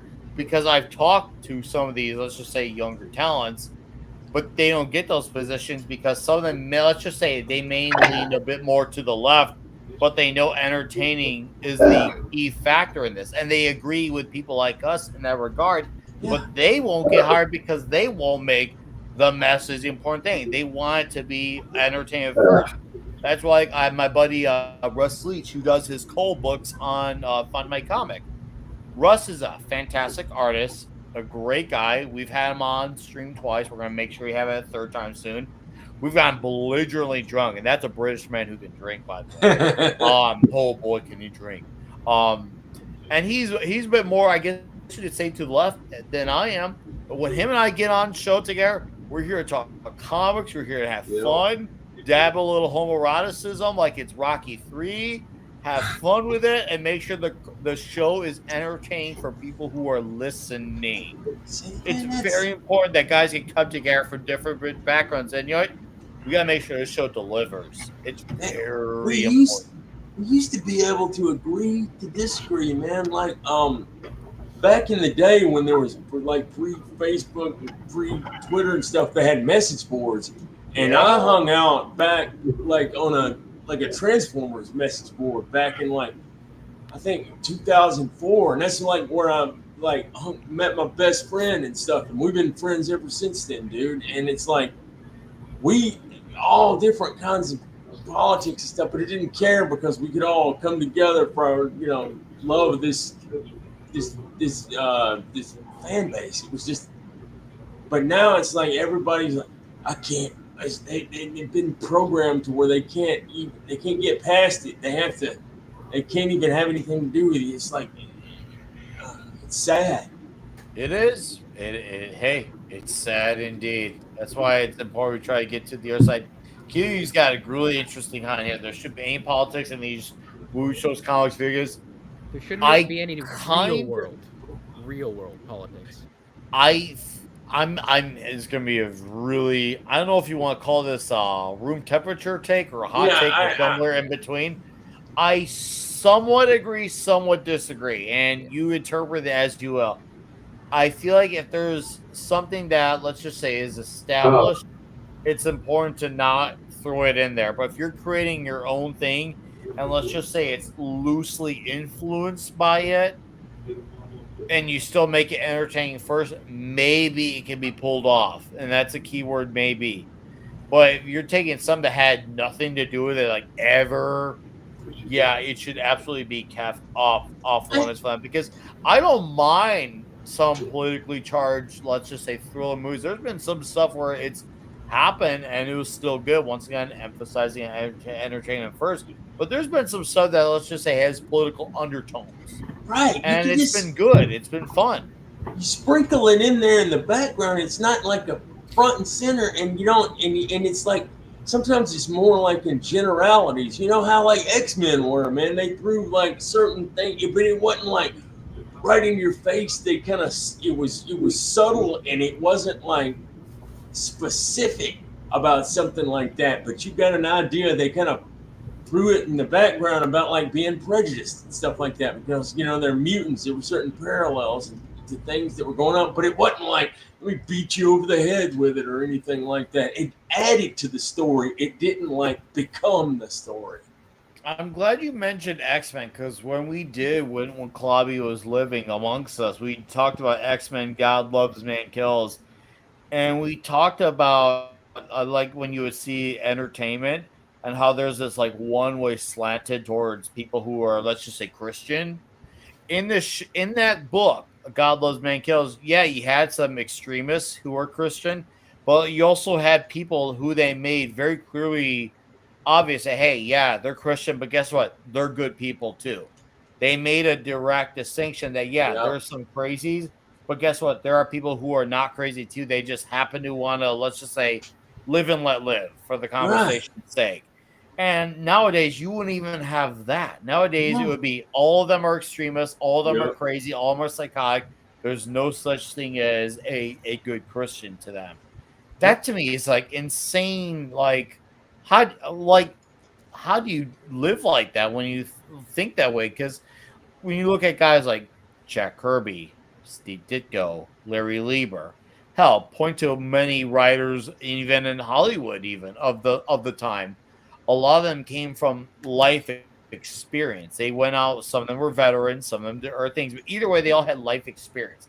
Common denominator. Nowadays, the life experience of a lot. Not all of them, because I've talked to them. A lot of them, their life experience is just trying to be validated on social media. Yes. How do you compare being validated on social media to someone who, let's just say, went to war? You can't compare the two. Like, what's his name? Jimmy Stewart was like a pilot, man, in like World War II, I believe. Mm-hmm. Huge difference, man of life. It sounds like Steven wanted to add something. Steven, take it. Oh, well, if they had listened to that advice, Apple TV wouldn't have the show right now getting canceled before it even came on the air. Oh, dude. Because the second I saw that trailer, I was like, what the fuck are they you recorded doing? that shit a year ago. They recorded that shit a year ago. Yeah, but, sorry, filmed it. It's kind of like, well, yeah, I mean, and I get it. But it's like now you read the room, it's just, they don't get it. Because here's the problem with Hollywood right now. Is you're dealing with people who believe that they are aristocrats, that they think they are our betters, they think they are smarter than all of us. You know, we are there is LA, New York, and everything else is flyover country. And they think that we owe them our money. Yeah. And they feel like that they're the moral superiority. Yeah, and they're on the moral authority on everything. You know, not. And when they started in with that, and especially over the last few weeks, where I just basically lost all faith in these people. I go, okay, you want to burn down your industry? I will help you light the match. I didn't have any faith. You know. And then I realized, I could get lower. Oh yeah, man! I know. It's just like, can you get any lower? It's just like, let me give you a shovel. Here you go. You know, I didn't think I had faith in them before. The thing with me is that, you know, I like to give people benefit of the doubt. I'm a second chances guy. You know, because look, my dad had these people pegged right when I was a kid. He just said they're all communists. Yeah, no, they are not. Pretty There much. got to be some good people out there, and there are a few, but there's not as many, and they're getting blacklisted. They're not allowed to speak. They're not able to work. That's why you are seeing, like, you know, Angel Studios and, you know, some of these, you know, independent entertainment companies. And this is why, dare I say it, Daily Wire, even though I have issues with Daily Wire as well. But, you know, because their best movies were movies they acquired, not movies that they actually made. But still, they made the attempt. Yeah. You know, so, you know, it's like they have this mindset, and until they have that, you know, as was said, I don't remember if it was said earlier here or on another stream, they have to have that, wait a minute, are we the bad guys moment? Are we the baddies? Yeah. Are we the baddies? Yeah. And I thought they had maybe reached that point. And then they double, tripled, and quadrupled down all within a 2-week period, to the point where I'm just said, look, there's obviously, okay, there's a little bit of backstory to why I got to the point that I've gotten, is that a lot of what you're seeing now, especially with some of this racial stuff and calling people Yahtzees and stuff like that, when you are a straight white conservative male in South Carolina, you know, as I've been, you hear a lot of this stuff already. Cancel culture, this crap was going on decades ago in its own way. It wasn't overt, but it was very much this cancer that started out very small and then metastasized over the decades. That's a great analogy. And when I am hearing the same rhetoric from the news media and the entertainment media and, you know, this bullshit that you hear out of the video game journalists, which is just, my God. But, you know, when it became the same rhetoric that I used to hear on the schoolyard, that's when I realized who these people were and who they've been the entire time. The mask is off, and I'm like, you know what? I don't need to see this shit. I don't. You know, and if you want to burn down your own industry, by all means, please do it. Go away. You know what? I welcome the rise of the indie film. Stay in Los Angeles. We don't need you out here. We don't need that out here. I'm done. Yeah. You know, and most of the reasons why I still see some of the stuff that I see is because of the nature of what my channel is, which is pretty much like a current events pulp culture channel. I have, for example, I have no need or want to see the new Tron movie because I know that thing's going to be a train wreck. You know, it's Disney. What else is it going to be? You know, Jared Leto is not going to be the hero or the star of that movie, folks. I'm sorry, he's Disney. I know. I got. You know, and it's so frustrating because I love Tron so much, man. You know, and the thing is I'm probably going to end up seeing it because I've been asked already to be on like a round table, not just for that movie, but for all three. So I'm going to have to revisit the second movie as well, which I love it. Well, that's one I love Legacy. I absolutely love it. It's one of my favorite movies. Sorry. I saw a very different movie, obviously. I'll revisit it. Maybe I'll see something in it I didn't the first time around because it wasn't the best theater experience. You know, I lost the plot of that movie very quickly, and then I couldn't see it because the cinematography, at least in the theater I was in, was so muddy that I couldn't even tell what was going on. Really, I see. That was the only. I'm sorry, I don't mean to interrupt. I'm just I'm such a Tron fan, man. I saw the original movie. I saw the original movie when I was I saw the original movie in the theater when I was a kid. So did I.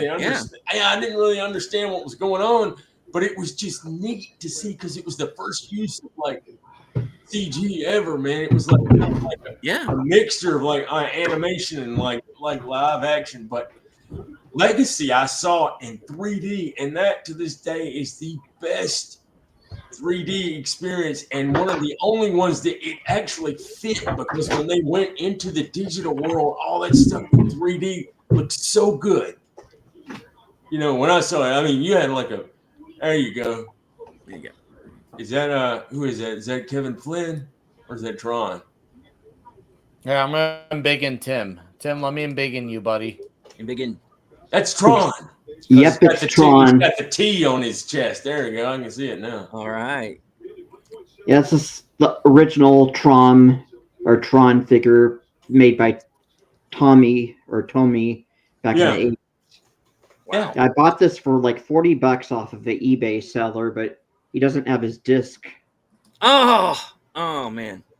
But this was the best looking one I could get for $40 off of the eBay seller. That's dope, dude. Have you the one thing, like this new Tron thing, doggone it, it kind of like got me interested in stuff. The thing that stinks is because they're gonna do something stupid and not continue the story with like Garrett Hedlund's character and with Sam Flynn and Cora and whatnot. Yeah.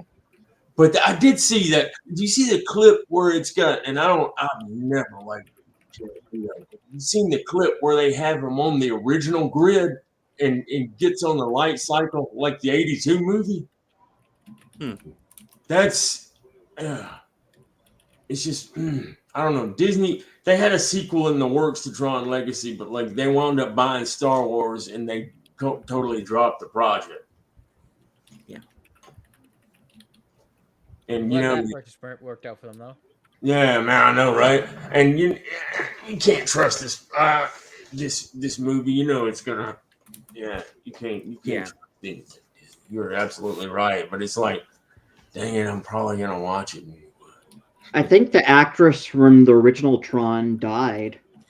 Sadly, yeah, she did. She was on that show, Bring Back Alive, that was on CBS back in the 80s. It was a show that was one of like two shows on TV back in the 80s that was like something like Indiana Jones. There was Tales of the Gold Monkey, and then that was on ABC, and then CBS had Bring Back Alive. Yeah. I think I vaguely remember that around. I don't know that I ever watched it, but it's like, yeah. Yeah. Tim, you're breaking That's a out. blast from the past, man. I know, right? You're awakening some memories there, brother. Well, USA Network reran the full series of Tales of the Gold Monkey after ABC canceled it. Yeah, USA used to run. That's how I watched all of Miami Vice, because USA used to they had it in syndication and they ran it, and I think I watched Miami Vice from start to finish through there. Then I think they reran Ripcord for a while after that got canceled. Ripcord, yeah.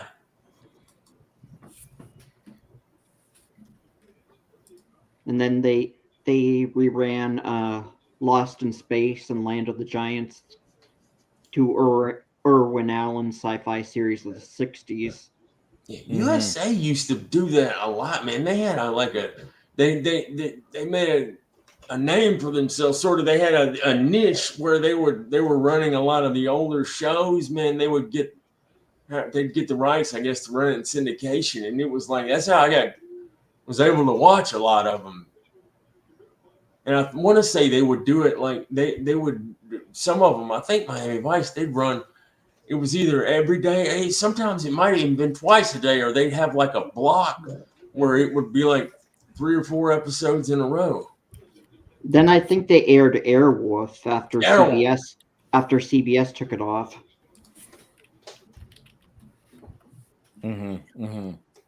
Yeah, they're some old school, Nick, man. Well, that's old. Yeah, that's oldies, man. They're talking. I heard the other again on another stream, because all I do is watch YouTube now. Is they're talking about bringing back Airwolf, Knight Rider, and there was like one other show. I don't remember which one. I heard Jamie Lee Curtis is going to be the new Jessica Fletcher in the reboot of Murder, She Wrote. Yeah, there's that. But what I was thinking was they're doing this, like I said, they're doing this Knight Rider, Airwolf, and whatever the other show is. They're going to do they're going to give like each 3 of them like their own movies, and then eventually cross them over and do like this big, I guess, kind of Avengers. It would be cool. I'm down for it if they get it right. Did it right, exactly. Yeah, I mean, bring David Hasselhoff back to be the guy who to be the billionaire that kind of handed down the mantle to Michael Knight to begin with. Just have him just show back up. Make like the original show did happen. And then just bring in this new guy and have him. He's like, the guy who I can't remember his name. The guy who was always on Michael. He was like the English guy who he was always like, yeah. I'm trying to think of his name, man. And Airwolf. See, Airwolf was cool. Jan Michael Vincent was a good actor. I think he just he had some real bad problems with alcoholism. Yeah, he had really gone off the rails by that point. You can tell watching some episodes. Jan Michael Vincent, for those who maybe don't remember, who are maybe a little younger, he was like the Brad Pitt of the 1970s, But by the time he had gotten to Airwolf, it's like the wheels just kind of fell off the car for him. I think after that he wasn't doing too well. I think he was paralyzed after that. He eventually, he just kind of broken down physically. They had to take one of his legs off because there was some kind of an infection or something that was spreading. And I'm glad that he kind of straightened things out in his life, but it was by then he had just kind of unfortunately damaged his body. But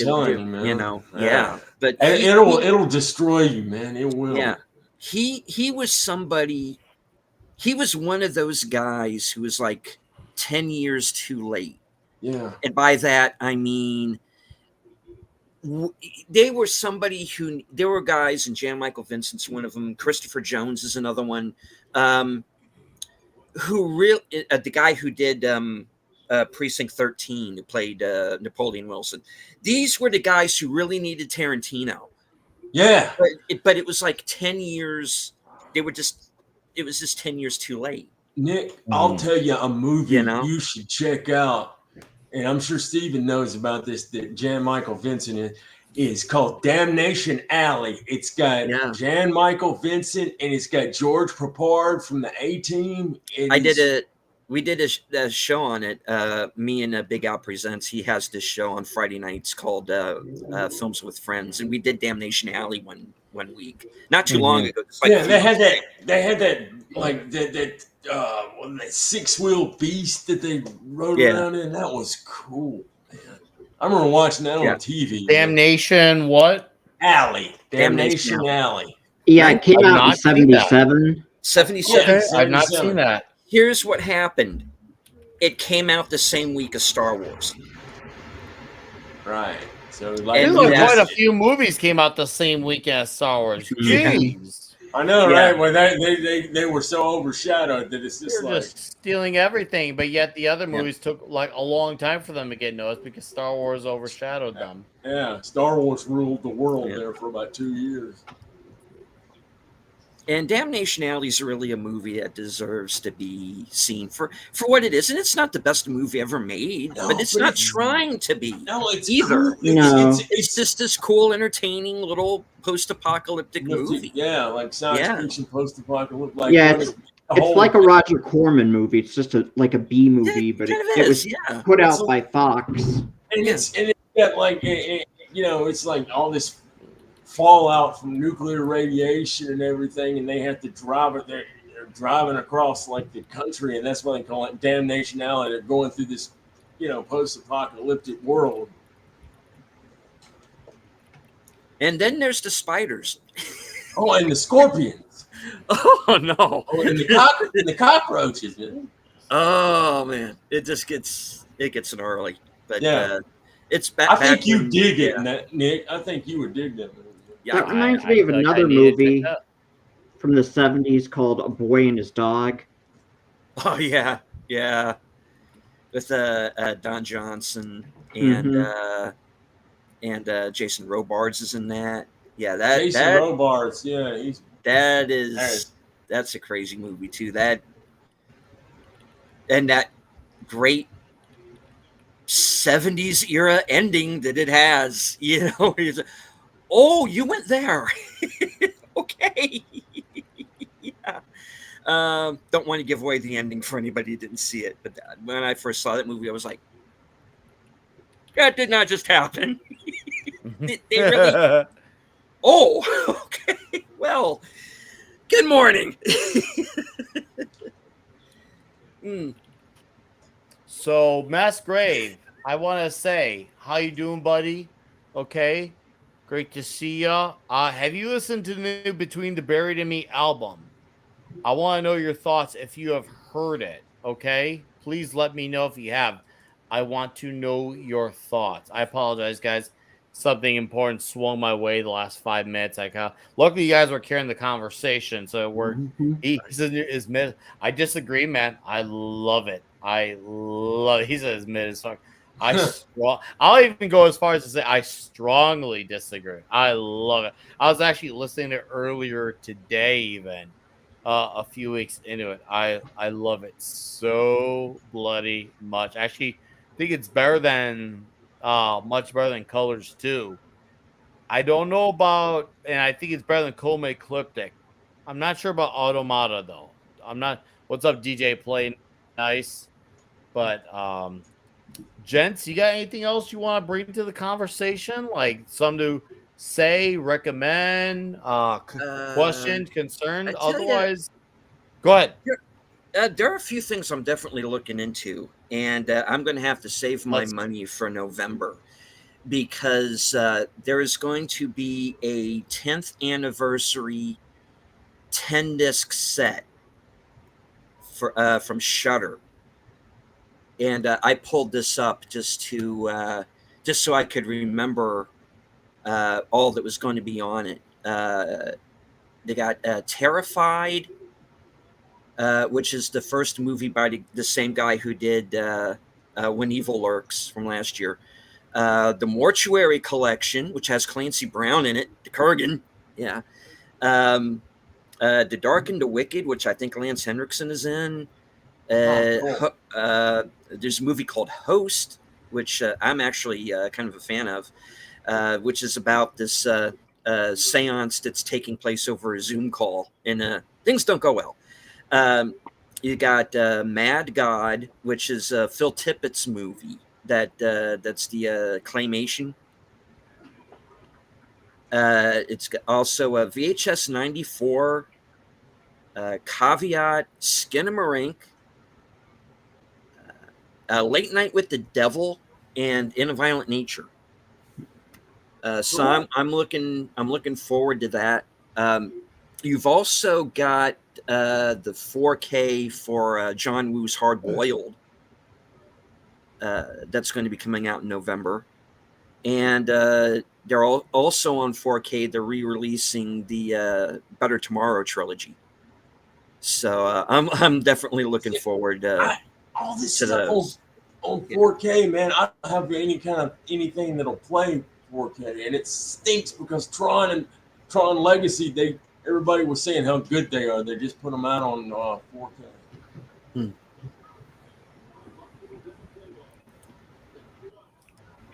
Okay. Oh. Yeah. By the way, I had my mic muted on purpose to make it seem like that was actually done intentionally. Yeah. That's a rare time it was done intentionally. Okay. A Master said, I listen to it. I do love it. Absent there is better than Kobets. Okay. No, I'm with you there. I don't like Kobets. Go listen to it again.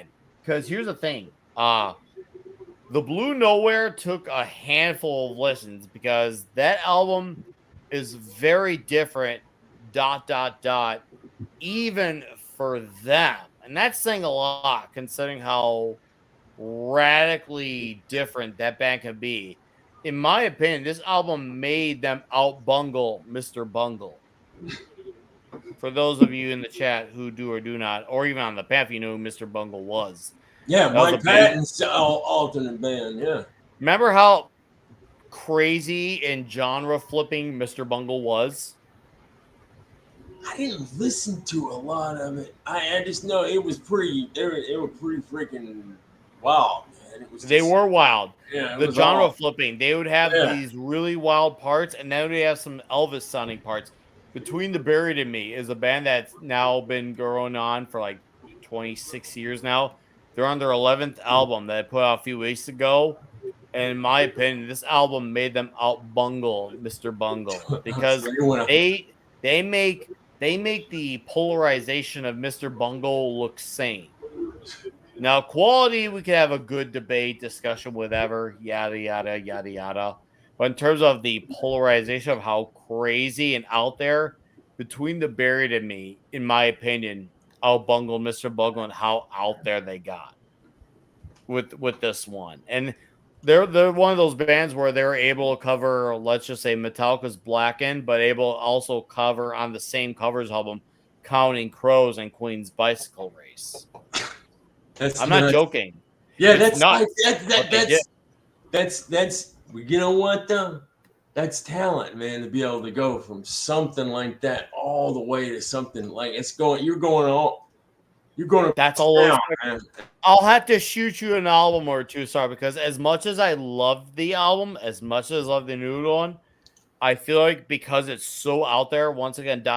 even for them, it's not where you want to start, because in order to embrace that change, it's just like, whoa, this band did all this. Like, I'll have to send an album or two your way, but I am curious to see, even if you don't like it, you will at least come out the other side of the experience. D's will be like, you know what? That was some wild shit. I don't know if I liked it, but I don't think I've ever heard anything like that. You will at least say that. Now, if you like it, bonus. But I'm going to remember sending an album or two your way. I'm going to do this. I know which ones to send to you. So I'm going to remember this. So, no, Masquerade. Dude, I wish you had social media. Dude, take my email. I would love to discuss this with you. You know me. I'm not afraid of having open disagreement. That's the embodiment of my life. Dude, I have an email. Send it to me. I want it. I would love to have this conversation with you. But guys, Unless anyone else has got anything, Tim, 5. You got anything else you want to add? Otherwise, we're gonna call it a night. No, not really. 5. We're good. Okay. It's awesome to hang out, man. Yeah. Yeah, no, good old general hangout. I love it, and thank you guys for being on this panel for as long as you have, and thank you to the lot of you for the member chats. That was Red Shirt, that was Diesel, that was 5, that was Tim, that was Gonzalo, and there's probably even more of you. I thank all of you guys for doing that. Very appreciative. Thank you guys. You guys are all awesome. And TZ, it's great hanging out with you. I'm a fan that owns their 7 heads. Oh, dude. I remember that. Yeah. Oh, I remember. Masquerade, you and I got to emailing each other. We could have a great discussion, my guy. I don't even care if we're end up being disagreeing on everything. We're going to have a great discussion. Please go to my YouTube section for the links for the reaching out to me. We got to have a great discussion, buddy. That's a conversation waiting to happen, but I'm gonna let these gentlemen plug their plugs on the way out. I'm gonna let Diesel start off with, sir. It was great to see you again, man. I can't wait to see you Saturday. Plug. Do you got anything you want to plug? The only thing I've been doing recently is I don't know if you know Sevi. She does some gaming stuff, and she's a buddy of mine, and she usually will play a game, and I kind of like hang out and kind of like make smart ass commentary while she's playing the game sometime. Me and a couple other dudes. It's like that's kind of what I'm doing on Fridays, usually around 6 or 7.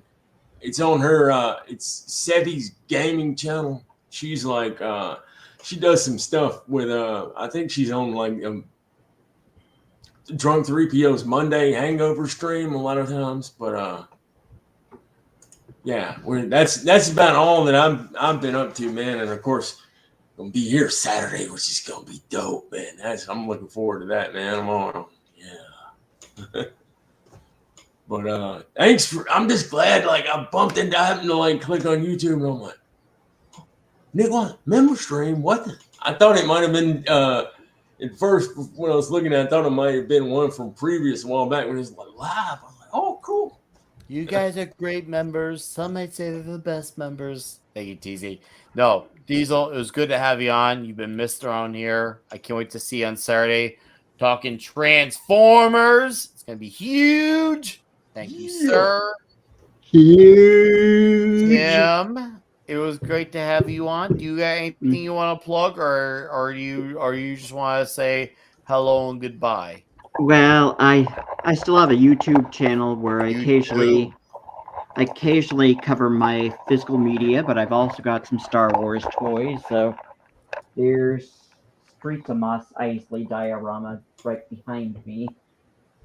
Don't have much in the way of figures other than just the Jawas and a couple little droids in there right now, but this I'm gonna have to take apart to put up some other couple things, and then I've got my physical media that I cover. So I've got another physical media update video in the works.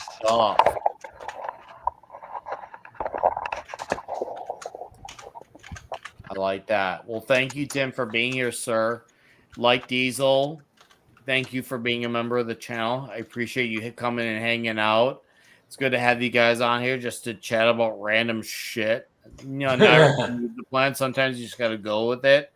And that's what we do here. And to my buddy, Deleted Scenes, Mr. Steven Naughton, who's getting a lot more opinionated recently. And I love that he's doing that. Sir, he's always been based. Channel. Yeah, no, he always has, but he's really emphasized on it a little bit more. I think you would agree he's emphasized on it more recently. And maybe that's due to the nature of events. I'll let him speak on that. But, sir, plug your plugs and all that jazz. All right. Well, tomorrow at 4:30 Eastern, I will be joining Outlaw Bill for our program Action Theater. And this week we are going to be watching Sahara, the adaptation of the Dirk Pitt, Clive Cussler novel with Matthew McConaughey and Penelope Cruz. And later on that night, 11:30, will be my show, Coming Attractions. The link is not up yet, but by then it will be. It's my chance to, touch base with my subscribers, my channel members, let everybody know what I'm going to be doing for the next week or so. That's going to be at 11:30 Friday night. Films with Friends over on Big Al Presents channel. Wilkie's Movies and Music and myself will be the guests, and we are going to be watching, as I said earlier, Pumpkinhead from 1987. Oh, that's a messed up movie, man. Yeah. And let's see. Saturday, if all goes to plan, I am going to be joining Pop Culture Minefield for their Saturday afternoon show at 4 p.m. And we're going to be discussing Skyfall, the third Daniel Craig James Bond movie. And from what I understand, we will not be covering any of the other ones after that. So, okay. fair enough. Understood. I still would talk Casino Royale. I like Casino Royale. No, Casino Royale's good. Yeah, we did that. And, I think that's the one thing that unite Daniel Craig likers and haters is Casino Royale. That's got the one uniter. That's got the Chris Cornell song at the beginning, right? Yeah. Yes. Damn good song, by the way. Damn good song. Real damn. Hey, Steven, it's good to hang out with you, bud. Yeah. Love hanging out with you, man. Thank you for being here, sir. Your time to me is very valuable, so it's appreciated. So thank you for being here. Have a great evening.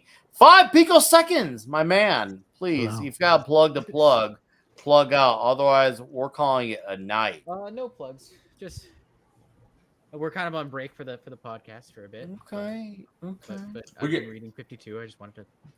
Ooh, I'm gonna embiggen you real quickly. Whip it out again. 52. It's the ooh really cool yeah. cool Oh yeah. Oh yeah. Ooh yeah. Oh that's. Oh yeah. Hey, we'll get this. Second's got the cuppy in his hand, and he's got a lot of DC comics. Oh yeah. He's like, how do I follow that? Yeah. That is the great. That's the greatest. Hey, we got the same microphone, dude.